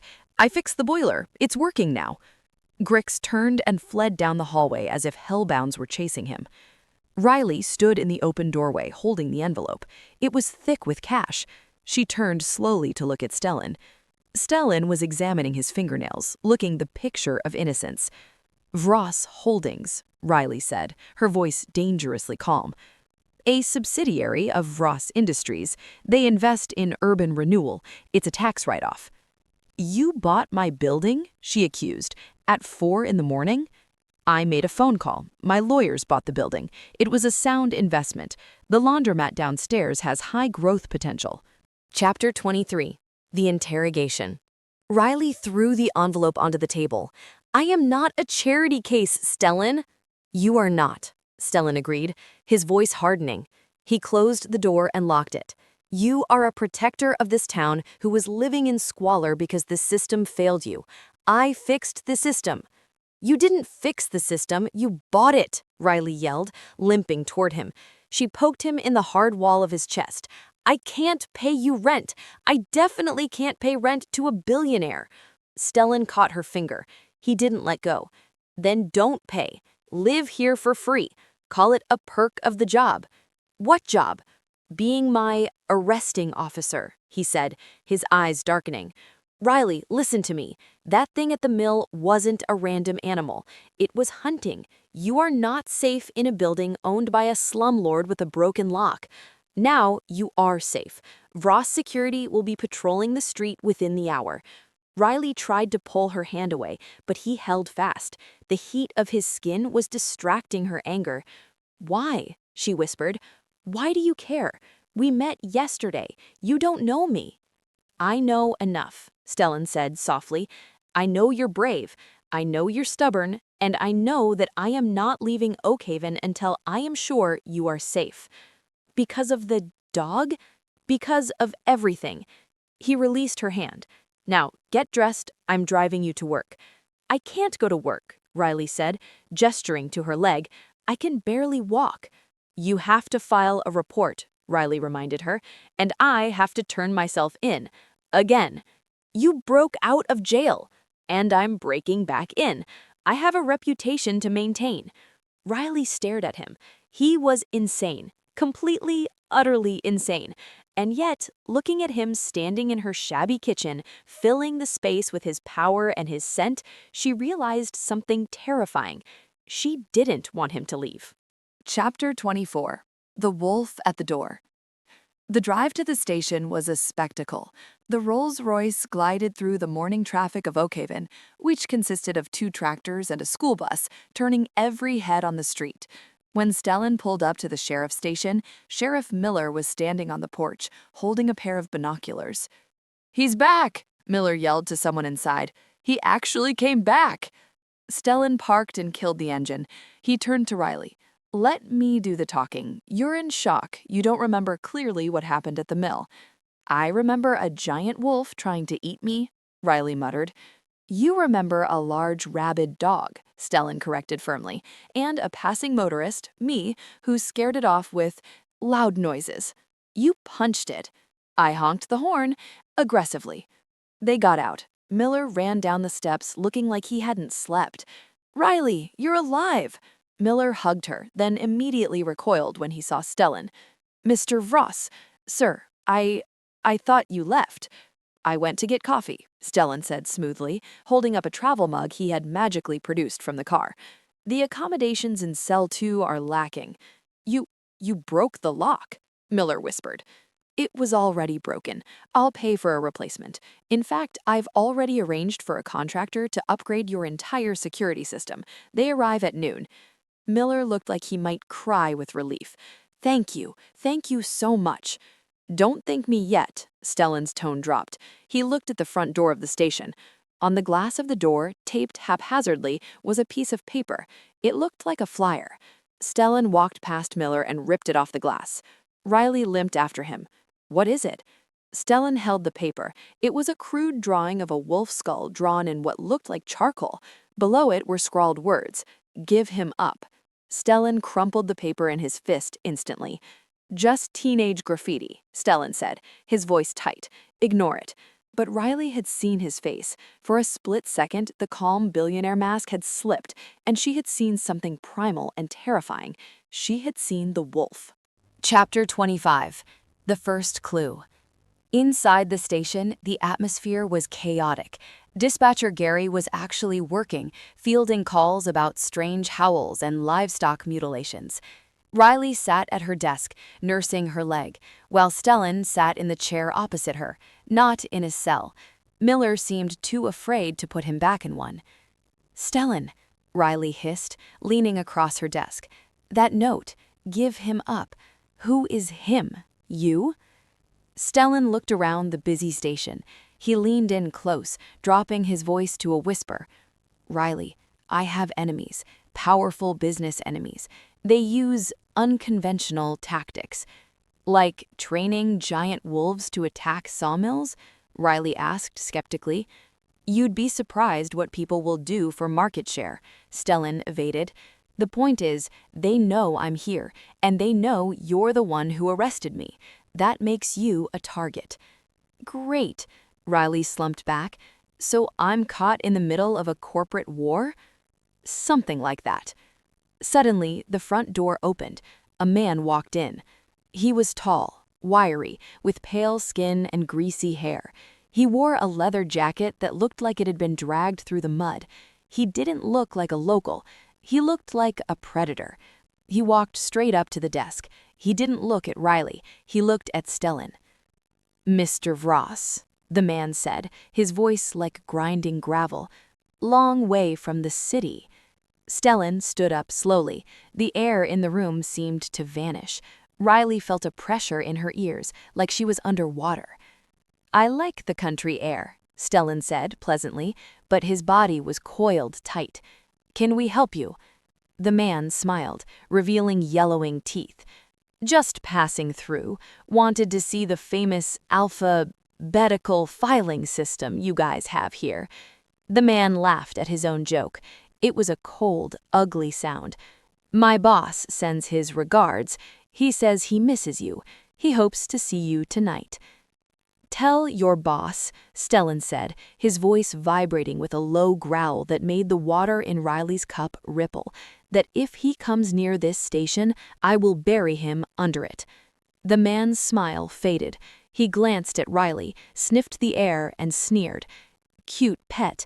Shame if she got broken. Before Riley could react, Stellan moved.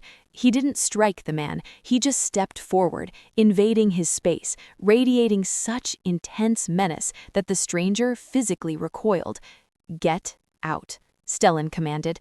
The man turned and sauntered out, laughing as he went. Riley stared at the door. Okay, she said, her voice shaking. That wasn't a corporate lawyer. Who was that? Stellan turned to her. His eyes were blazing blue. That, Stellan said, was a warning. We're leaving. Leaving? Where? My place, in the city. You can't stay in Oakhaven tonight, Riley. War is coming. I am not going to Valoria, Riley said, digging her heels into the asphalt of the police station parking lot. I have a shift tomorrow. I have a cat to feed. Well, a stray cat that judges me from the fire escape, but he relies on me. Stellan didn't stop moving toward the Rolls-Royce. He carried himself with a grim determination that scared her more than the threats inside.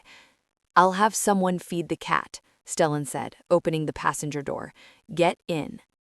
This is kidnapping, Riley argued, crossing her arms. I'm a police officer. You can't kidnap the police. It's meta and it's illegal. Stellan turned on her. He loomed over her, blocking out the sun.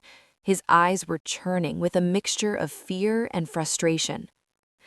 Riley, he said, his voice rough. That man inside, the one who called you a pet, he isn't a corporate lawyer. He's a scout, a hunter. If I leave you here tonight, you won't survive until morning. Why? Riley demanded. Because of a speeding ticket? That doesn't make sense, Stellan. Because you are associated with me, Stellan roared. The sound cracked through the air, silencing the birds in the trees. He took a breath, reining in his temper. My enemies know I favor you. That makes you leverage. I will not let you be used as bait. Riley stared at him. Favor me? The word hung in the air, heavy and confusing.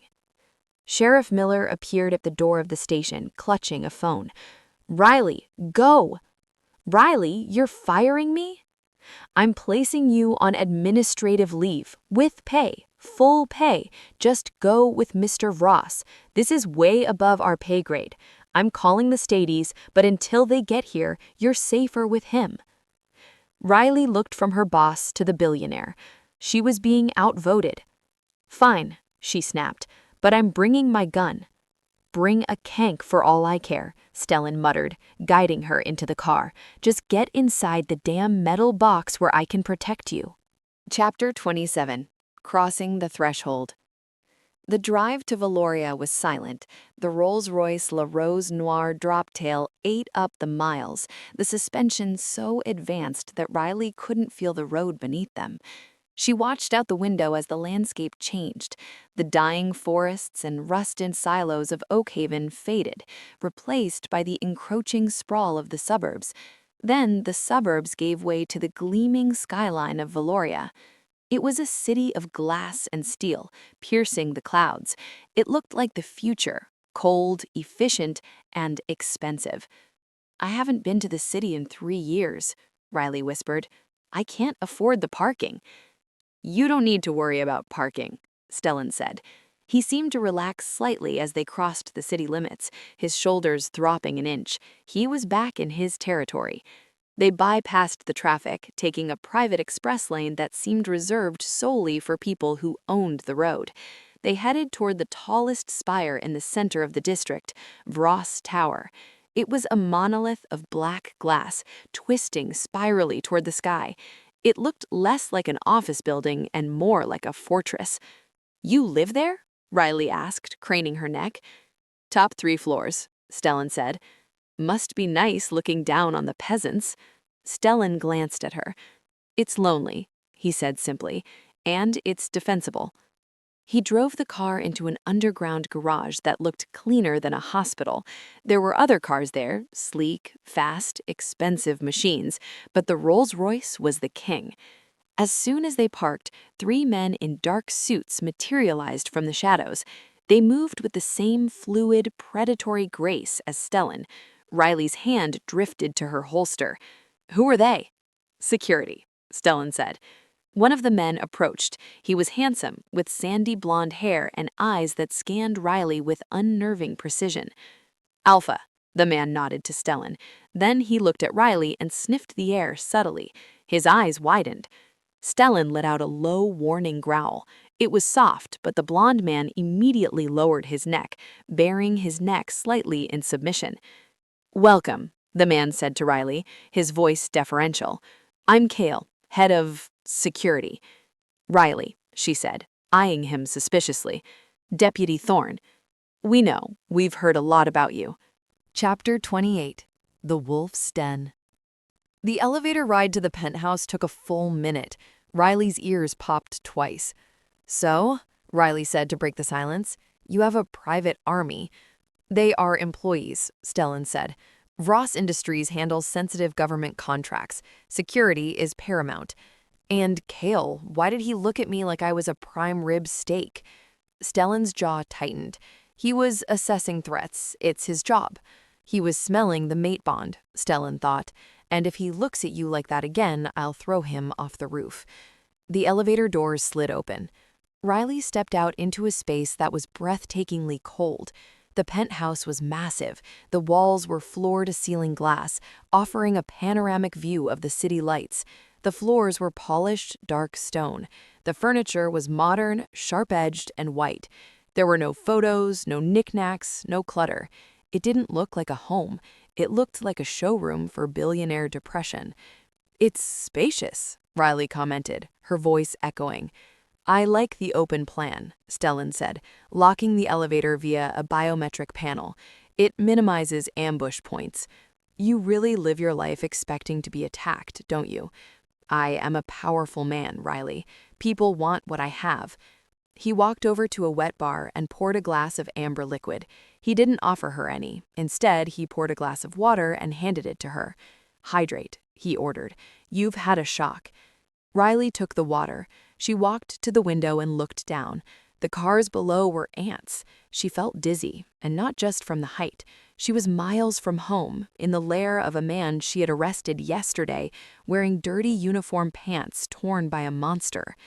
"I don't belong here, Stellan," she said quietly. "I'm a cop from a town that doesn't have a Starbucks. I'm going to break something just by breathing on it."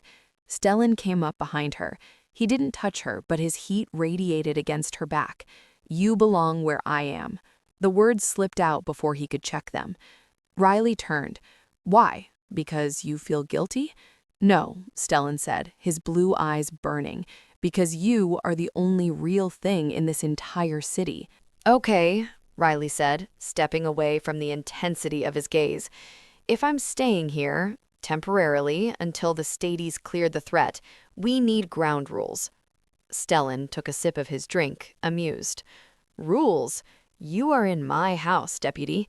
Usually, I make the rules." "I have a gun and a badge," Riley pointed out. "I have authority." "Your jurisdiction ends at the county line," Stellan reminded her gently. "But go ahead. Entertain me." Riley held up a finger.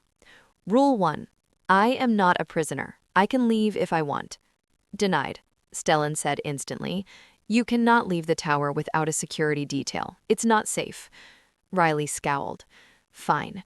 Rule 1, subsection B. I can leave with a detail. I am not sitting in this glass box all day." "Acceptable." "Rule 2? "Rule 2, I pay for my own stuff. Food, clothes, whatever. I am not your sugar baby." Stellan looked at her torn pants and dirty shirt. "Riley, you have $11 in your bank account. I checked." "You hacked my bank account?" she screeched.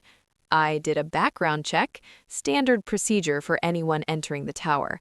He set his glass down. "I will provide necessities. You can pay me back later, in installments." "I hate you," she muttered. "Liar," he smirked. "Rule 3? "Rule 3, Riley said, looking him dead in the eye. "No secrets. You tell me what is really going on. Who is Iron Hollow? Why are they using wolves? Why are you so involved?" Stellan's smile vanished. The playfulness evaporated. He looked ancient suddenly. "That," he said, heavily, "is a rule I cannot agree to yet, for your own protection."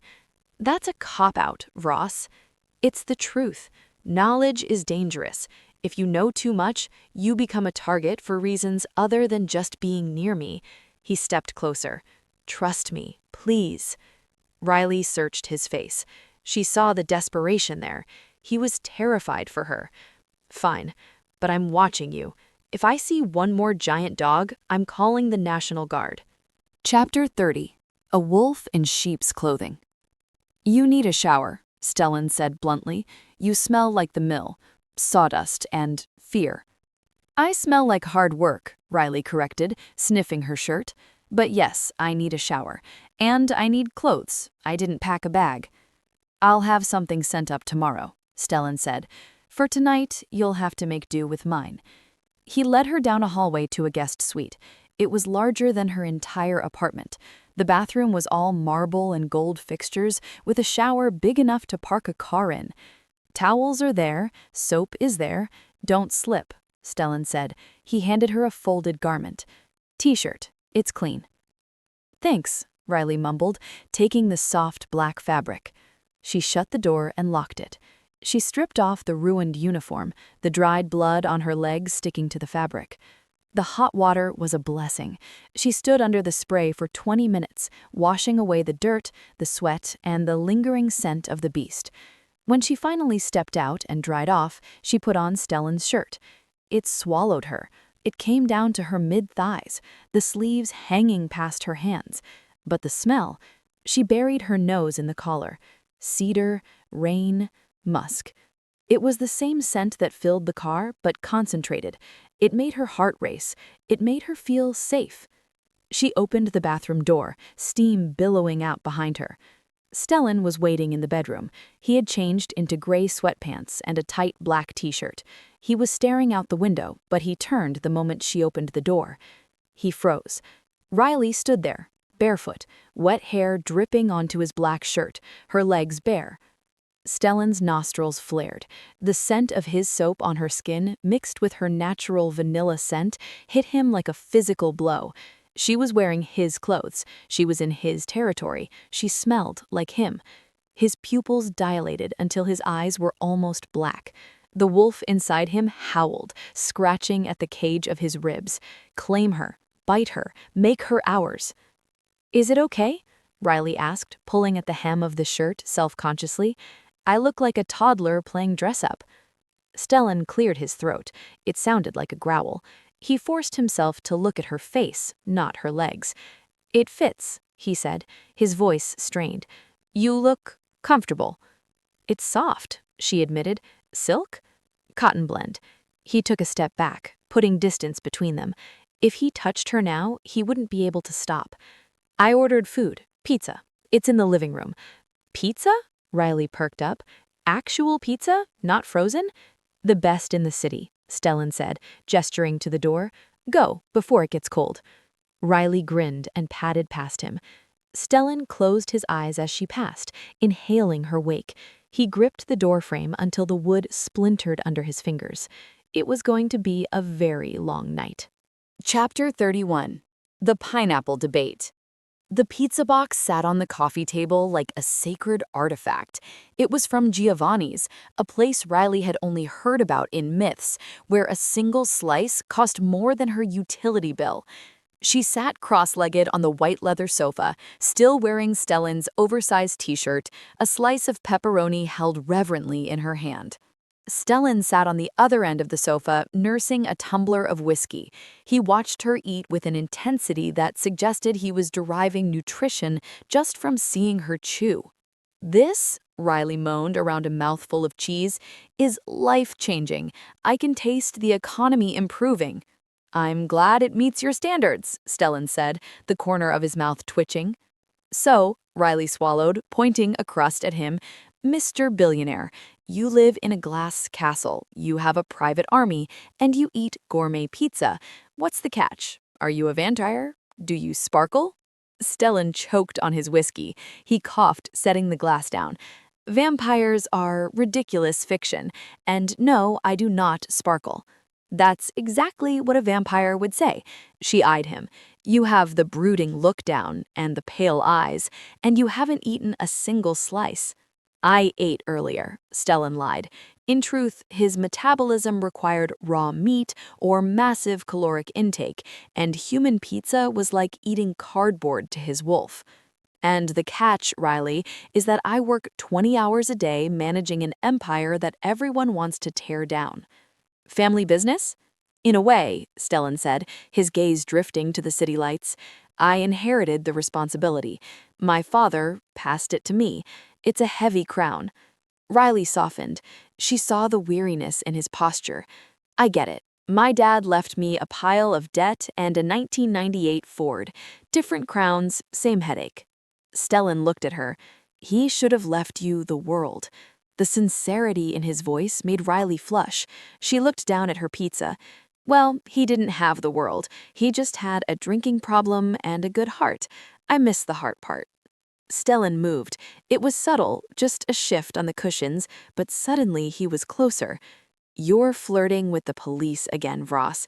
I could arrest you. You already did. I'm still in your custody, aren't I? Chapter 32. The Night Shift. 2 hours later, Riley was wide awake. Stellan had retired to his room, or at least he had gone down the hall. Riley lay in the massive guest bed, staring at the ceiling. The silence of the penthouse was unnatural. In Oakhaven, there were crickets, distant trucks, the hum of the fridge. Here, it was a vacuum. She tossed and turned. Her mind wouldn't shut off. The wolf at the mill, the scout at the station, Stellan's impossible strength. I need water, she decided. She padded out of the room, barefoot. The penthouse was dim, lit only by the ambient glow of the city below. She made it to the kitchen and poured a glass of water. As she drank, she noticed a door slightly ajar down the hall. A strip of yellow light spilled out. Stellan's office. Curiosity, that fatal flaw of every good cop, took over. She tiptoed toward the door. She didn't hear typing or talking. She heard scratching. She peered through the crack. The room was lined with books, thousands of them, ancient leather-bound spines that looked hundreds of years old. In the center was a massive mahogany desk. Stellan wasn't there. Riley pushed the door open. Stellan? Empty. She walked in. The room smelled of old paper and that signature cedar scent. She walked to the desk. It was covered in maps. She frowned. They weren't standard city maps. They were topographical maps of the entire state, marked with strange symbols. Red lines carved out huge territories. One area, circled in blue ink, was labeled Kestrel Prime. Another, in aggressive red, jagged lines, was labeled Iron Hollow. What is this? She whispered, tracing the lines. It looked like a war map. Her eyes drifted to a glass case on the corner of the desk. Inside, resting on velvet, was a dagger.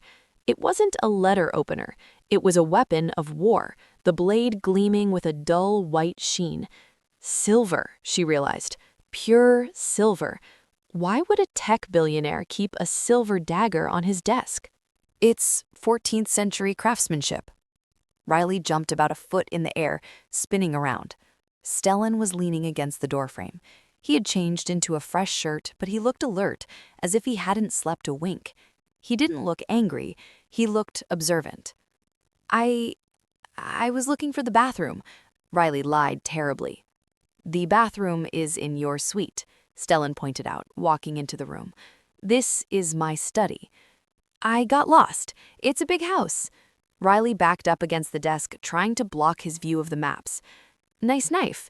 Do you use it to open really aggressive mail? Stellan stopped in front of the desk. He reached past her, his arm brushing her waist, and closed the folder containing the maps. It's an heirloom, he said smoothly, and the maps are for land development, zoning disputes. Zoning disputes? Riley raised an eyebrow. You labeled the rival zone Iron Hollow. That sounds like a heavy metal band, not a real estate developer. They are a very aggressive firm, Stellan said, his face betraying nothing. Riley, why are you really in here? Riley sighed. She crossed her arms. Because nothing adds up, Stellan.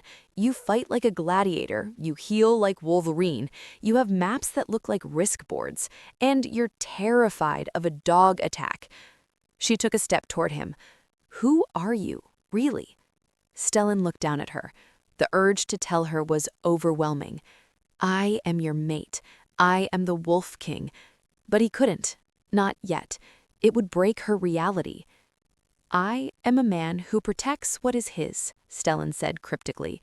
And am I yours? Riley challenged. Stellan's eyes flashed. He reached out, his arm cupping her cheek. His thumb brushed her bottom lip. More than you can possibly imagine, he breathed. Riley stopped breathing. The moment hung suspended, fragile and electric. He was going to kiss her. She wanted him to kiss her. Then a low, mechanical whirring sound buzzed from the window. Chapter 34. The Eye in the Sky. Stellan's head snapped toward the glass. His expression shifted from lover to killer in a nanosecond. "Get down!" He tackled Riley. He didn't just push her, he wrapped his body around hers and took her to the floor behind the heavy mahogany desk. Zzack! Something hit the reinforced glass of the window. It didn't break, but a spiderweb crack bloomed in the center of the pane. Riley gasped, pinned beneath Stellan's heavy weight. "What was that? A sniper?" "A drone," Stellan hissed.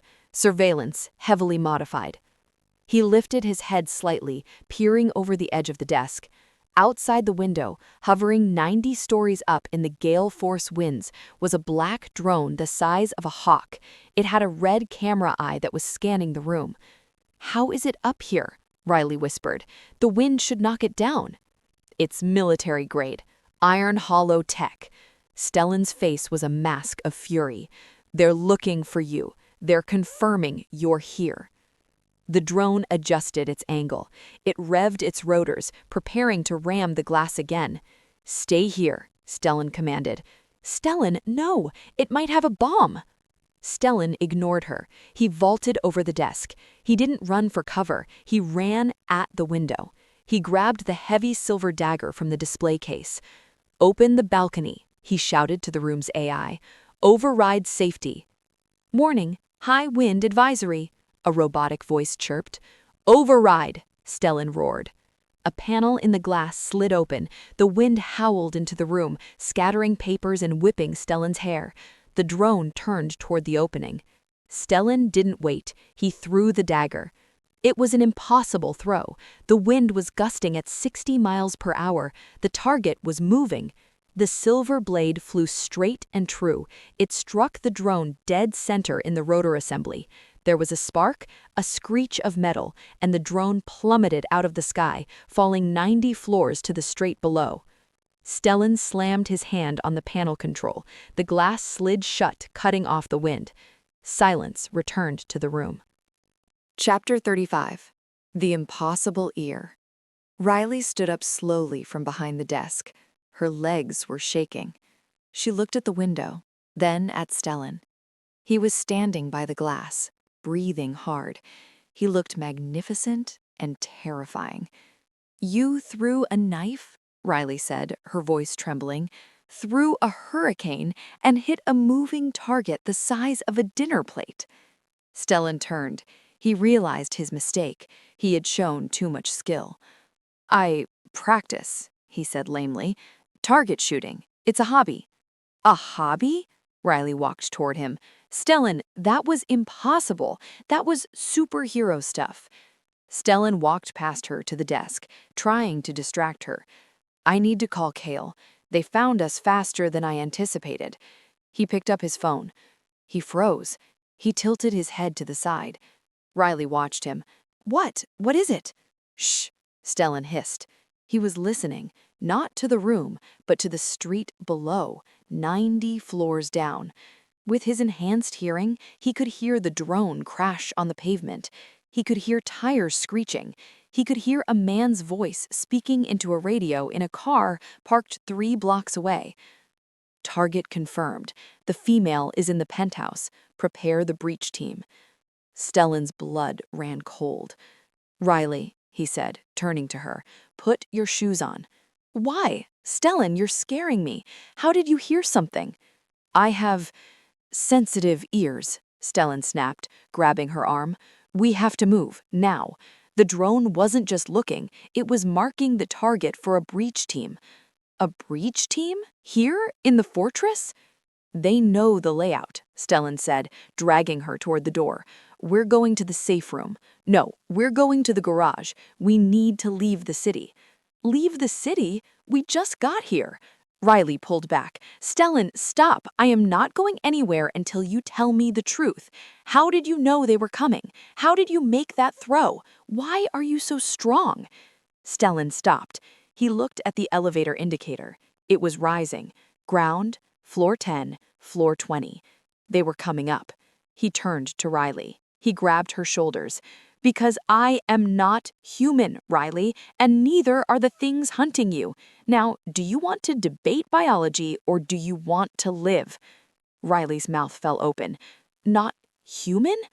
Ding! The elevator arrived at the penthouse floor. Chapter 36. The Breach. The elevator doors slid open with a cheerful ding that felt obscenely polite given the situation.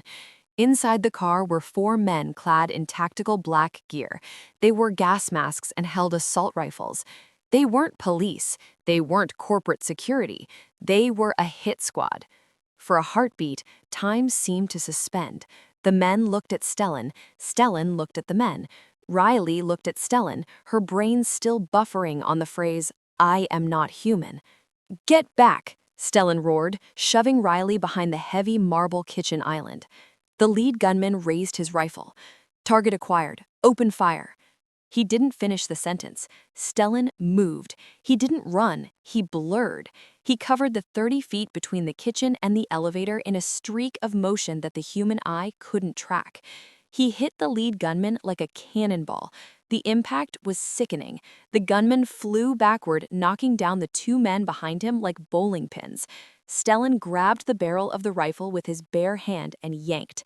The metal twisted and snapped like a twig. What the hell? Riley screamed, peeking over the marble counter.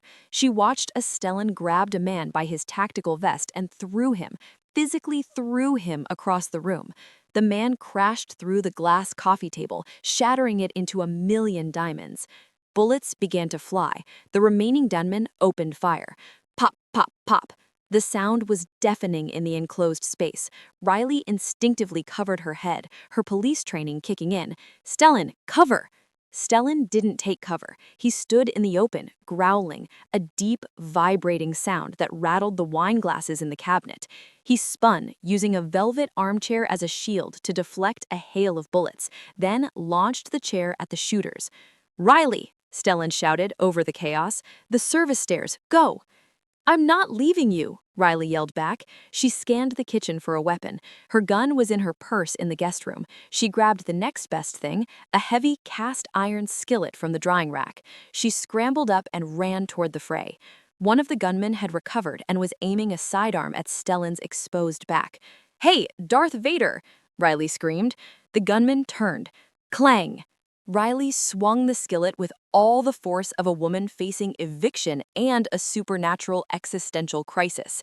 The cast iron connected with the man's helmet. He crumpled to the floor, unconscious. Stellan spun around, eyes blazing electric blue. He looked at the unconscious man, then at Riley, then at the skillet. Did you just pan him? Stellan asked, sounding bewildered. It's seasoned cast iron, Riley panted, gripping the handle. It's heavy. Now, are we done discussing your species, or are there more bad guys? Chapter 37. The 90-Floor Drop. There are always more, Stellan said, grabbing her hand. His grip was iron-tight. The elevator is compromised. We take the stairs. They burst into the stairwell. The concrete echo chamber was filled with the sound of boots thundering from below. They're coming up, Stellan realized, sniffing the air. Iron Hollow sent a platoon. We can't go down this way. We can't go down. We can't use the elevator, Riley panic whispered. What do we do? Parachute? Stellan looked at the gap in the center of the stairwell, the open space that ran down the spine of the building. He looked at Riley. Do you trust me? He asked. You just told me you aren't human and you threw a chair at a gunman. My trust is currently under review. Fair enough. Stellan pulled her against his chest. Hold on. Do not let go. And scream if you want to. It helps with the pressure. What pressure? Stellan vaulted over the railing. Riley didn't scream. She forgot how to make sound. They fell. The air rushed past them, a roaring wind tunnel. For a terrifying second, Riley thought this was it, suicide by billionaire. But Stellan didn't just fall. He caught the railing 2 floors down with one hand, jerking them to a halt. His arm muscles strained, the fabric of his shirt tearing, but his grip held. Then he dropped again. Catch, drop, catch, drop. He was using the stairwell railings like a jungle gym, descending 10 floors at a time with impossible strength and agility. "You're insane," Riley finally found her voice, burying her face in his neck. He smelled of sweat, cedar, and raw power. "I'm efficient," Stellan grunted, swinging them down another flight. "Floor 50. Hold on." They landed on the landing of the 40th floor. Stellan kicked the door open. This floor was unfinished, just concrete pillars and darkness. He set her down. Riley's knees buckled, but he caught her. "Why are we stopping?" she wheezed. "Because," Stellan turned, his chest heaving. His eyes were no longer blue. They were gold, glowing, molten gold. "Close your eyes, Riley," Stellan commanded. "Stellan, close them." Chapter 38. The Monster in the Dark. Riley closed her eyes. She turned around, pressing her hands over her ears. But she couldn't block it out. She heard the wet tear of fabric. She heard the snap of bones. She heard screams, terrified human screams that were cut short. And she heard him. It wasn't fighting. It was slaughter. It was the sound of a predator unleashed.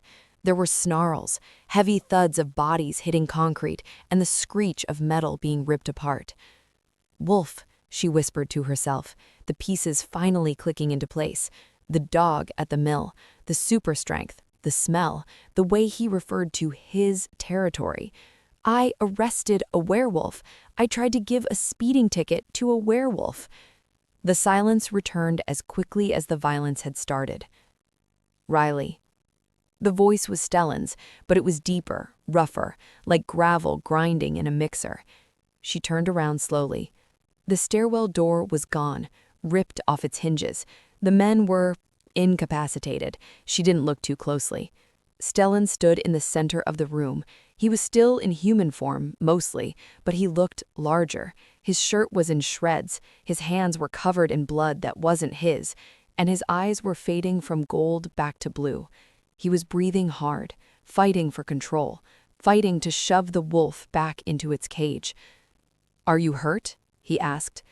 Riley looked at him. She should be terrified. She should be running, but all she could see was the man who had cooked her an omelet and slept in a chair to guard her door. "No," she said, her voice shaking. "I'm not hurt. Are you done?" Stellan looked at his bloody hands. He wiped them on his pants, looking ashamed. "For now." "Okay," Riley said. She walked up to him. She reached out and took his hand, the clean part of his wrist. "Then let's go. I assume you have a getaway car that matches your shoes." Stellan stared at her. "You're not running away?" "I'm running with you," Riley corrected. "There's a difference. Besides, if I run away now, I'll probably get shot by the B team. Lead the way, Cujo." Chapter 39. The LaRose-Nor Escape. They reached the underground garage. It was a war zone. Kale and the Vross security team were pinned down behind a row of armored SUVs, exchanging fire with Iron Hollow mercenaries near the ramp. "Alpha!" Kale shouted, spotting Stellan. "They've blocked the main exit. We're trapped." Stellan scanned the garage. The main exit is blocked, but the service tunnel isn't. "The service tunnel?" Kale fired a burst of rounds. "Boss, that's a brick wall. It's been sealed for 10 years. "Not for long," Stellan growled. He dragged Riley toward the Rolls-Royce LaRose-Nor. The $30 million car sat pristine in its spot. "Get in," Stellan ordered. "We're taking the museum piece?" Riley yelled as a bullet pinged off the concrete near her foot. "Take the armored SUV." "The SUV is slow. This," Stellan patted the hood of the Rolls, "has 12 cylinders and 600 horsepower, and I reinforced the frame." They jumped in. The interior was still quiet, smelling of leather. It felt like a different world. Stellan hit the ignition. The engine roared to life. Not a purr this time, but a scream.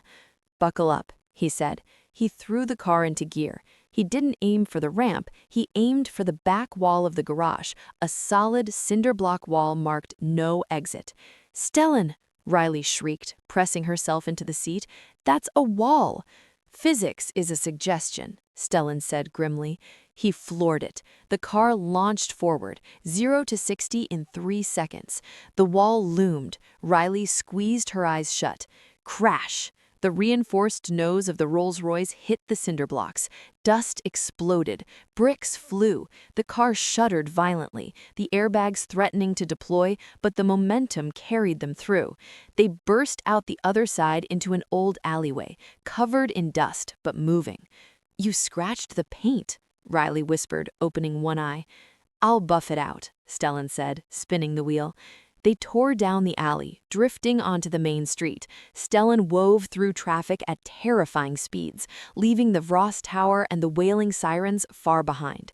"Where are we going?" Riley asked, checking the side mirror to see if they were being followed.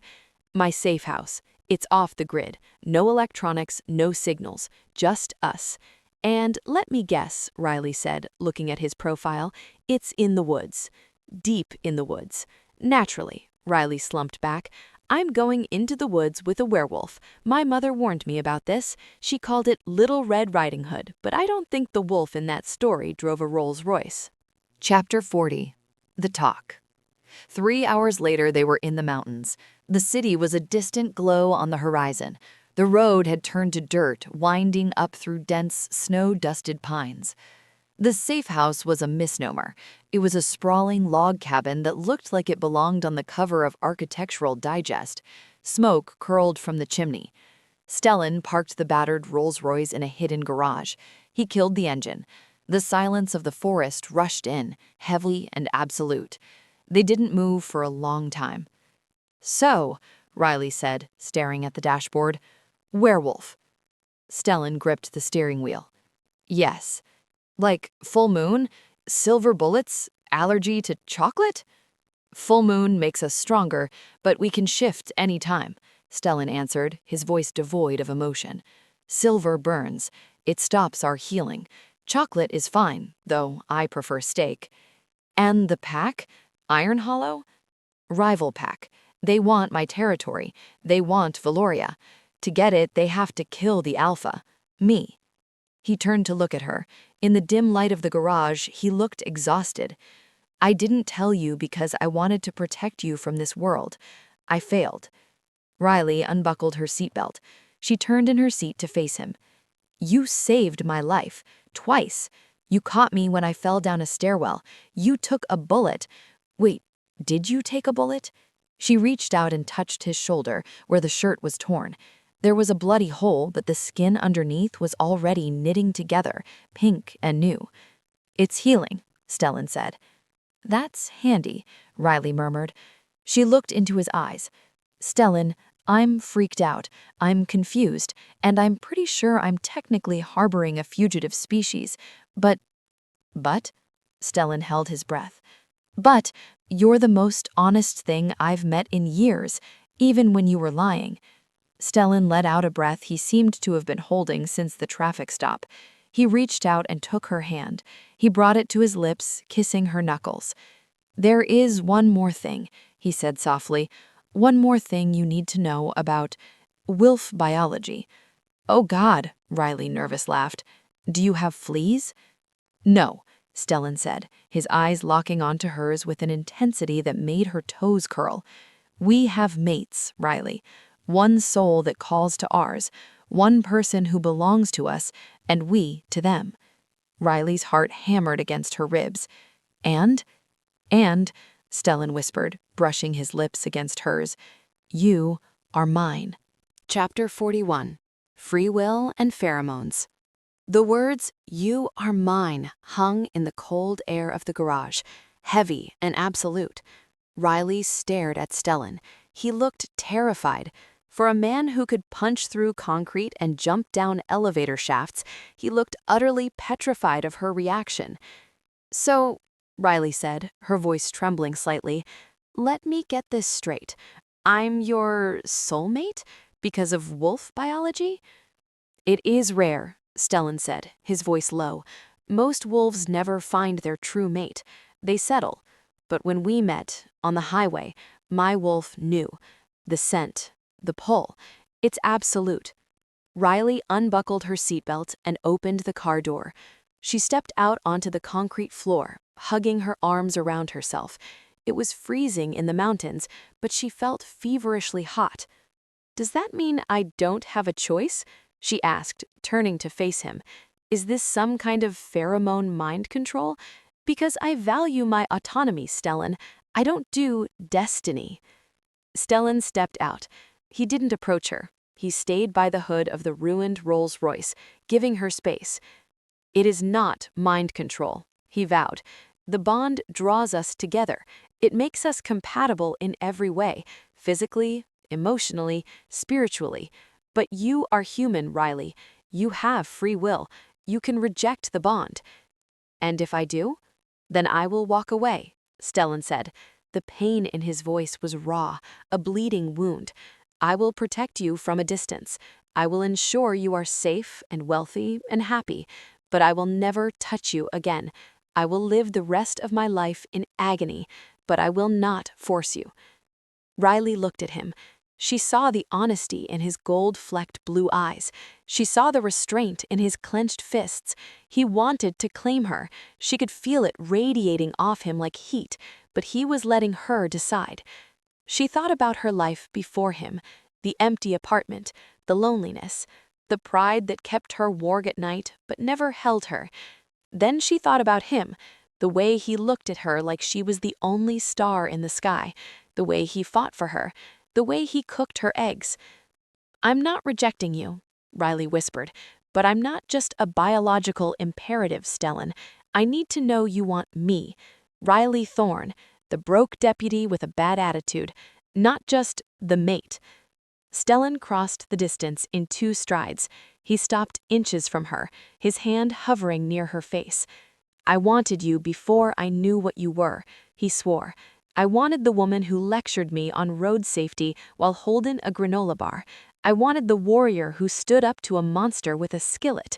The bond is just biology, Riley. My love for you, that is all me." Chapter 42. The Cabin in the Woods. They entered the cabin. It was more of a fortress disguised as a lodge. Huge timber beams held up a cathedral ceiling. A massive stone fireplace dominated the living room. "It's freezing," Stellan murmured. He went to the fireplace. He didn't use a lighter. He arranged the logs with efficient speed, struck a match, and within seconds a roaring fire was chasing the shadows away. Riley wandered around the room. It was masculine, filled with leather and dark wood, but it felt lonely.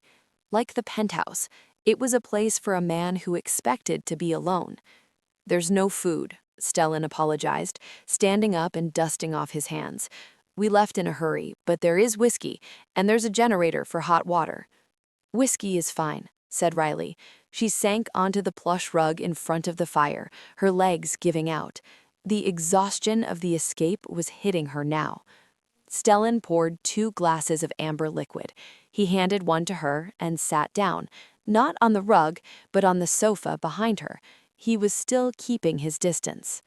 "Drink," he instructed gently. "It will help the shock." Riley took a sip. It burned pleasantly, warming her from the inside out.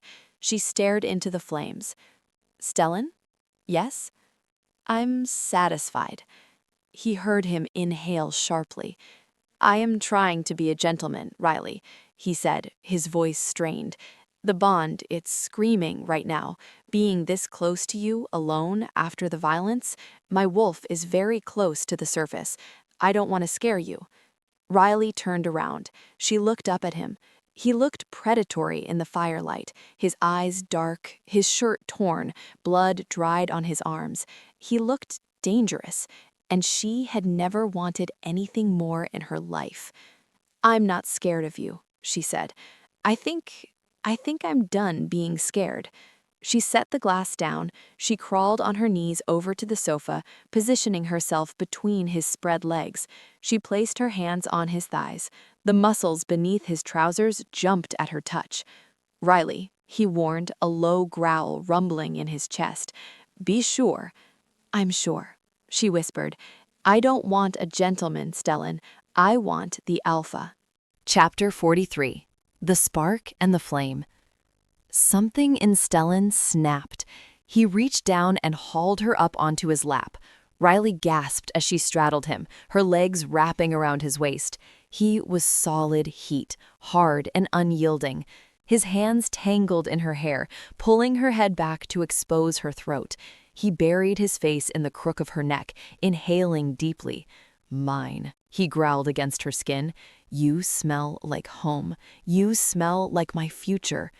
"Then take it," Riley challenged, her fingers digging into his broad shoulders. "Stop waiting." He kissed her. It wasn't a gentle kiss. It was a collision. It was the starving man finally reaching the feast. His lips were demanding, possessive, tasting of whiskey and desperation.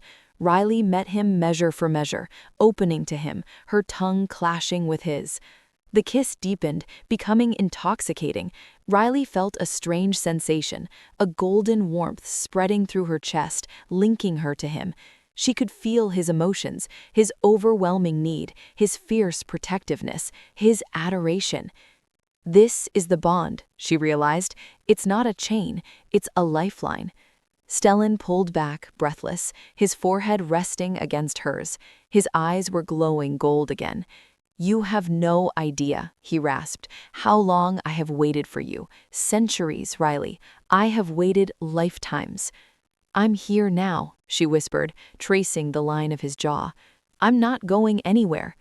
He stood up, carrying her effortlessly as if she weighed nothing.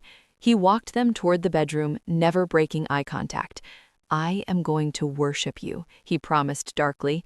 "I am going to make you forget every moment you were ever alone." Chapter 44. Surrender. The bedroom was illuminated only by the firelight spilling from the other room and the moonlight on the snow outside. Stellan laid her on the massive bed. He didn't rush. He peeled the oversized t-shirt off her body as if he were unwrapping a priceless gift. When she was bare before him, he didn't just look at her, he revered her. His gaze touched every scar, every curve, making her feel like a goddess instead of a mortal. "Beautiful," he whispered. "Perfect." When he joined her, skin to skin, the shock of his heat made her arch her back. He was heavy, dominant, covering her completely. The weight of him was grounding. "Look at me," he commanded softly. Riley looked. His eyes were intense, filled with ancient love. "You surrender to me tonight, Riley," he said, his voice a velvet caress. "You let me take the weight. You let me be strong for you. You don't have to be the tough cop right now. You just have to be mine." "I am," she breathed. "I am yours." The act was more than physical. As they moved together, the boundaries between them dissolved. Every touch sent sparks through her nervous system. It was passionate, bordering on feral, yet laced with a tenderness that made her want to weep. He was demanding, guiding her body with firm hands, eliciting sounds from her she didn't know she could make. "Good girl," he praised when she moved the way he wanted, his voice rough against her ear. "Take it, take all of me." The pleasure was blinding, a crescendo that built until Riley couldn't tell where she ended and he began. When the release finally came, it wasn't just a physical spasm. It was a soul-shattering explosion of light. She cried out his name, clinging to him as the only solid thing in a spinning universe. Stellan followed her moments later, his roar of satisfaction echoing in the cabin, his teeth grazing the sensitive skin of her shoulder, claiming her, marking her, binding them together irrevocably. He collapsed over her, burying his face in her hair, his heart hammering against hers in his synchronized rhythm. "Riley," he whispered into the dark, "my mate." And for the first time in her life, Riley Thorne didn't feel broken or poor or alone. She felt whole. Chapter 45. The Eye of the Storm. Morning light filtered through the heavy curtains, gray and cold. Riley woke up warm. She was cocooned in heavy duvets, and an even heavier arm was draped over her waist. Stellan was asleep behind her, his body curved around hers, his nose pressed into her hair. She lay there for a moment, letting the memories of the night wash over her. Her face heated. She had never been like that with anyone. She had been wild. She had been his. She shifted slightly. Stellan's arm tightened instantly. "Don't move," he mumbled, his voice thick with sleep. "Stay." "I have to pee," Riley whispered, smiling. Stellan groaned, a rumble that vibrated through the mattress. He released her reluctantly. "Hurry back. The bed is cold without you." Riley grabbed his shirt from the floor and padded to the bathroom. When she looked in the mirror, she paused. She looked different. Her skin was glowing. Her eyes seemed brighter. And on the junction of her neck and shoulder, there was a faint red mark. A love bite. Or a claim. She touched it, a shiver running down her spine. She should be freaking out. Instead, she felt a fierce surge of pride. When she returned to the bedroom, Stellan was sitting up. The languid, sleepy lover was gone. The alpha was back. He was staring at the window, his body rigid. "Stellan?" Riley asked, the peace of the morning shattering. "What is it?" He turned to her. His expression was grim. "I can hear them." "Hear who? The birds?" "Engines," Stellan said, standing up and reaching for his pants. "Heavy engines. 2 miles down the valley, but coming this way." Riley grabbed her jeans. "Iron Hollow?" "The Alpha," Stellan confirmed. "He's tired of sending minions. He's coming to finish this himself." He walked over to Riley, grabbing her face in his hands and kissing her hard, a kiss that tasted of goodbye. "Get dressed, Riley, and get the gun I put in the nightstand. Today, we end this." Chapter 46. The Stand. The silence of the forest was shattered by the roar of engines. Black SUVs, armored and menacing, tore up the pristine white track leading to the cabin. Inside, Stellan was arming his mate. He pressed a heavy, matte black pistol into Riley's hands. It's a Sig Sauer P226. It's loaded with hollow-point silver rounds. The recoil will kick like a mule, so brace your wrists. Riley checked the magazine with trembling hands, snapping it back into place with a satisfying click. Silver bullets? I really am living in a B-movie. "This isn't a movie, Riley," Stellan said, grabbing her shoulders. His eyes were gold, the wolf pacing right behind his pupils. "If Varkas, the Iron Hollow Alpha, gets past me, you do not hesitate. You aim for the chest or the head. You put him down." "I know the drill, Stellan," she said, holstering the gun in the back of her jeans. She grabbed her leather jacket. "I'm a cop. I shoot bad guys, even fuzzy ones." "Promise me," Stellan demanded, his voice cracking. "If he touches you—" "He won't," Stellan said, standing on her tiptoes to kiss him fiercely, "because you're going to stop him." They walked out onto the porch just as the convoy skidded to a halt in the clearing. Doors flew open. 8 men stepped out, forming a semicircle. They were big, armed, and smelled like wet dog and malice. From the lead vehicle, a man emerged. He was shorter than Stellan, but wider, built like a beer keg with legs.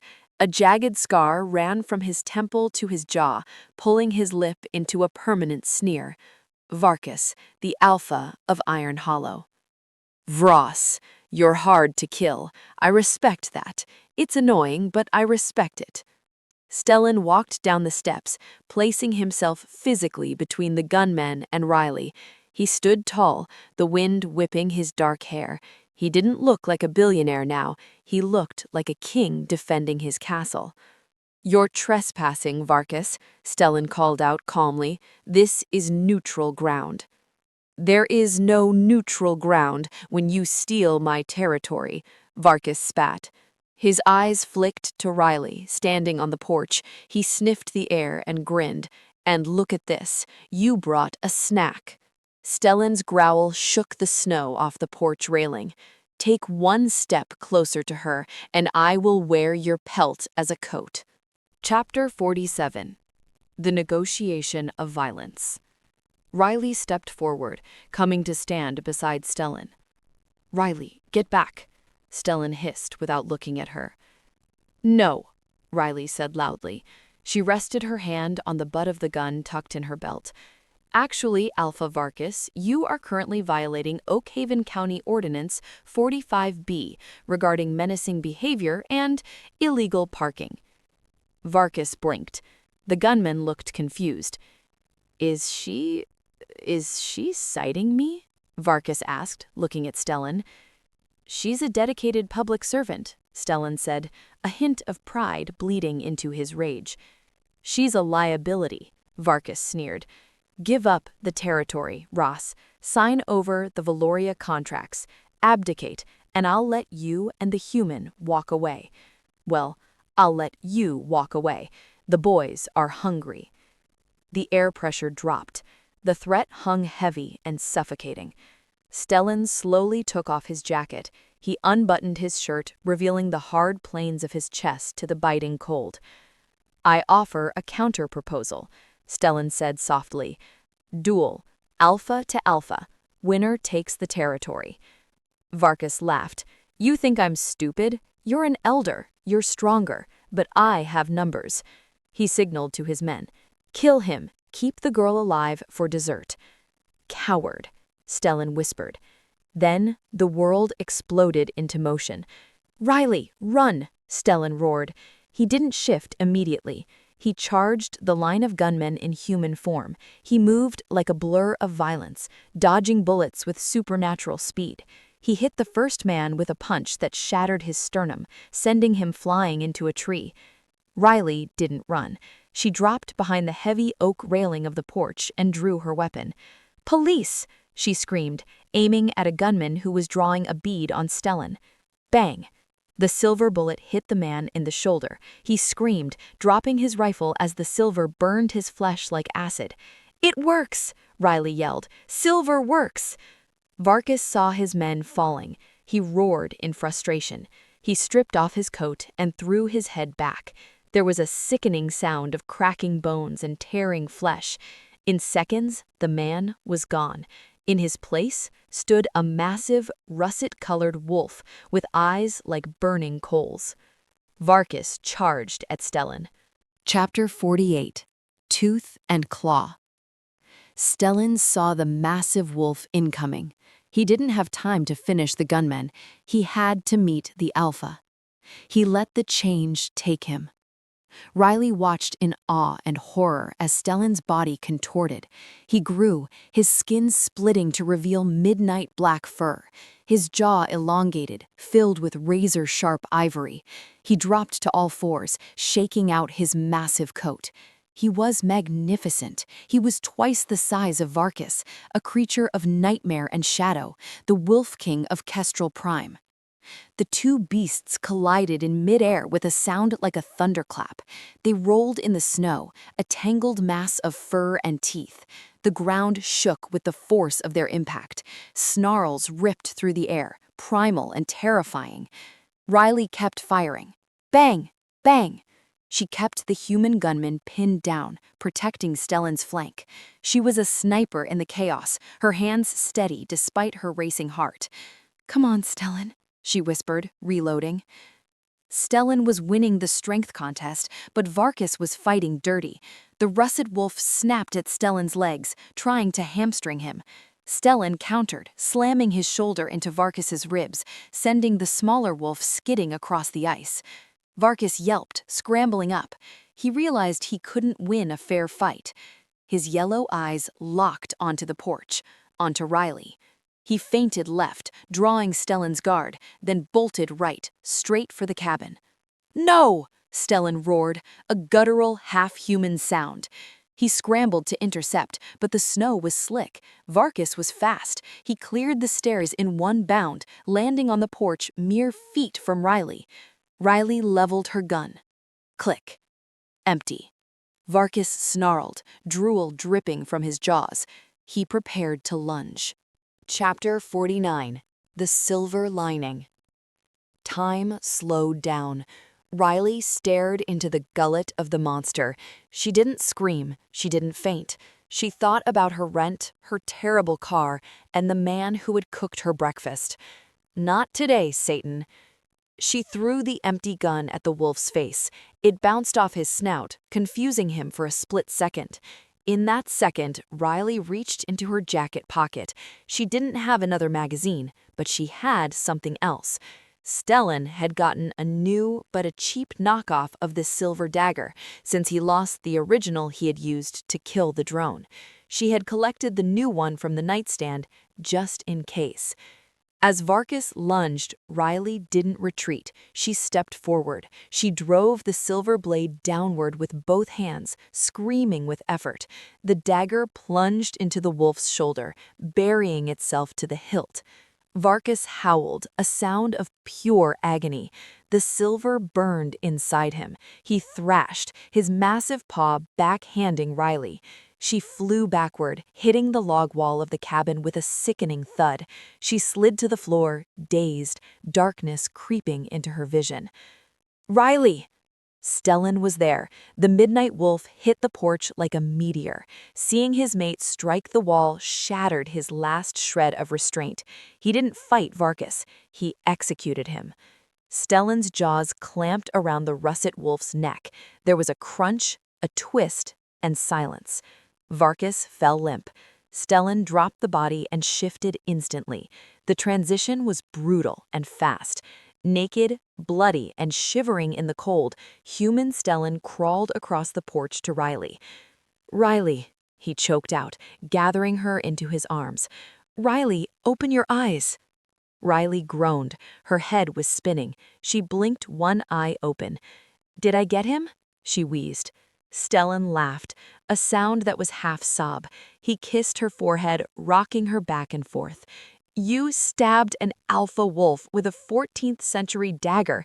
Yes, my love, you got him." "Good," Riley whispered, resting her head on his bare chest. "You're naked again, Vross. Put some clothes on. You're embarrassing the neighbors." "I love you," Stellan said, burying his face in her neck. "I love you so much." "I know," Riley murmured, closing her eyes as the adrenaline faded. "I love you too. Now, do I get overtime for this?" Chapter 50, Epilogue. The new sheriff in town. 6 months later. The town of Oakhaven had changed. The potholes were filled, the streetlights worked. The sheriff's station had been renovated with state-of-the-art equipment and a coffee machine that actually made espresso. Deputy Riley Thorne sat in her new patrol car, a reinforced, blacked-out Dodge Charger with a V8 engine that purred like a kitten. She was parked behind the billboard on Highway 9. "Dispatch," she keyed the mic. "Status?" "All quiet, Sheriff Thorne," Gary's voice came back, crisp and awake. Gary had received a substantial raise and now took his job very seriously. "Wait, I have a bogey, fast mover coming up from the south, clocking at 160? Riley grinned. She adjusted her sunglasses. "I see him." A sleek, black Rolls-Royce La Rose Noir droptail tore past her hiding spot. It was moving so fast it was barely visible. Riley hit the lights. The siren wailed, a new, authoritative sound that made the ground shake. She peeled out, catching up to the hypercar effortlessly. The Rolls pulled over immediately. Riley strutted up to the window. The glass slid down. Stellan Vross sat in the driver's seat. He looked devastatingly handsome in a charcoal suit, a wedding ring glinting on his left hand. "Do you know how fast you were going?" Riley asked, leaning on the doorframe. Stellan smiled, that slow, predator smile that still made her knees weak. "I was rushing home to my wife. She's very demanding. She has a thing for men in handcuffs." Riley suppressed a laugh. "Is that so? Well, sir, I'm afraid I'm going to have to take you into custody again." "What are the charges?" Stellan asked, his eyes dancing. "Speeding," Riley listed, "reckless driving, and—" She leaned in and kissed him through the window. "Being distractingly hot in a school zone." Stellan caught her hand and kissed her palm. I plead guilty. What's the sentence? Life, without parole. Stellan's eyes glowed a faint, happy gold. I accept. Riley patted the roof of the $30 million car.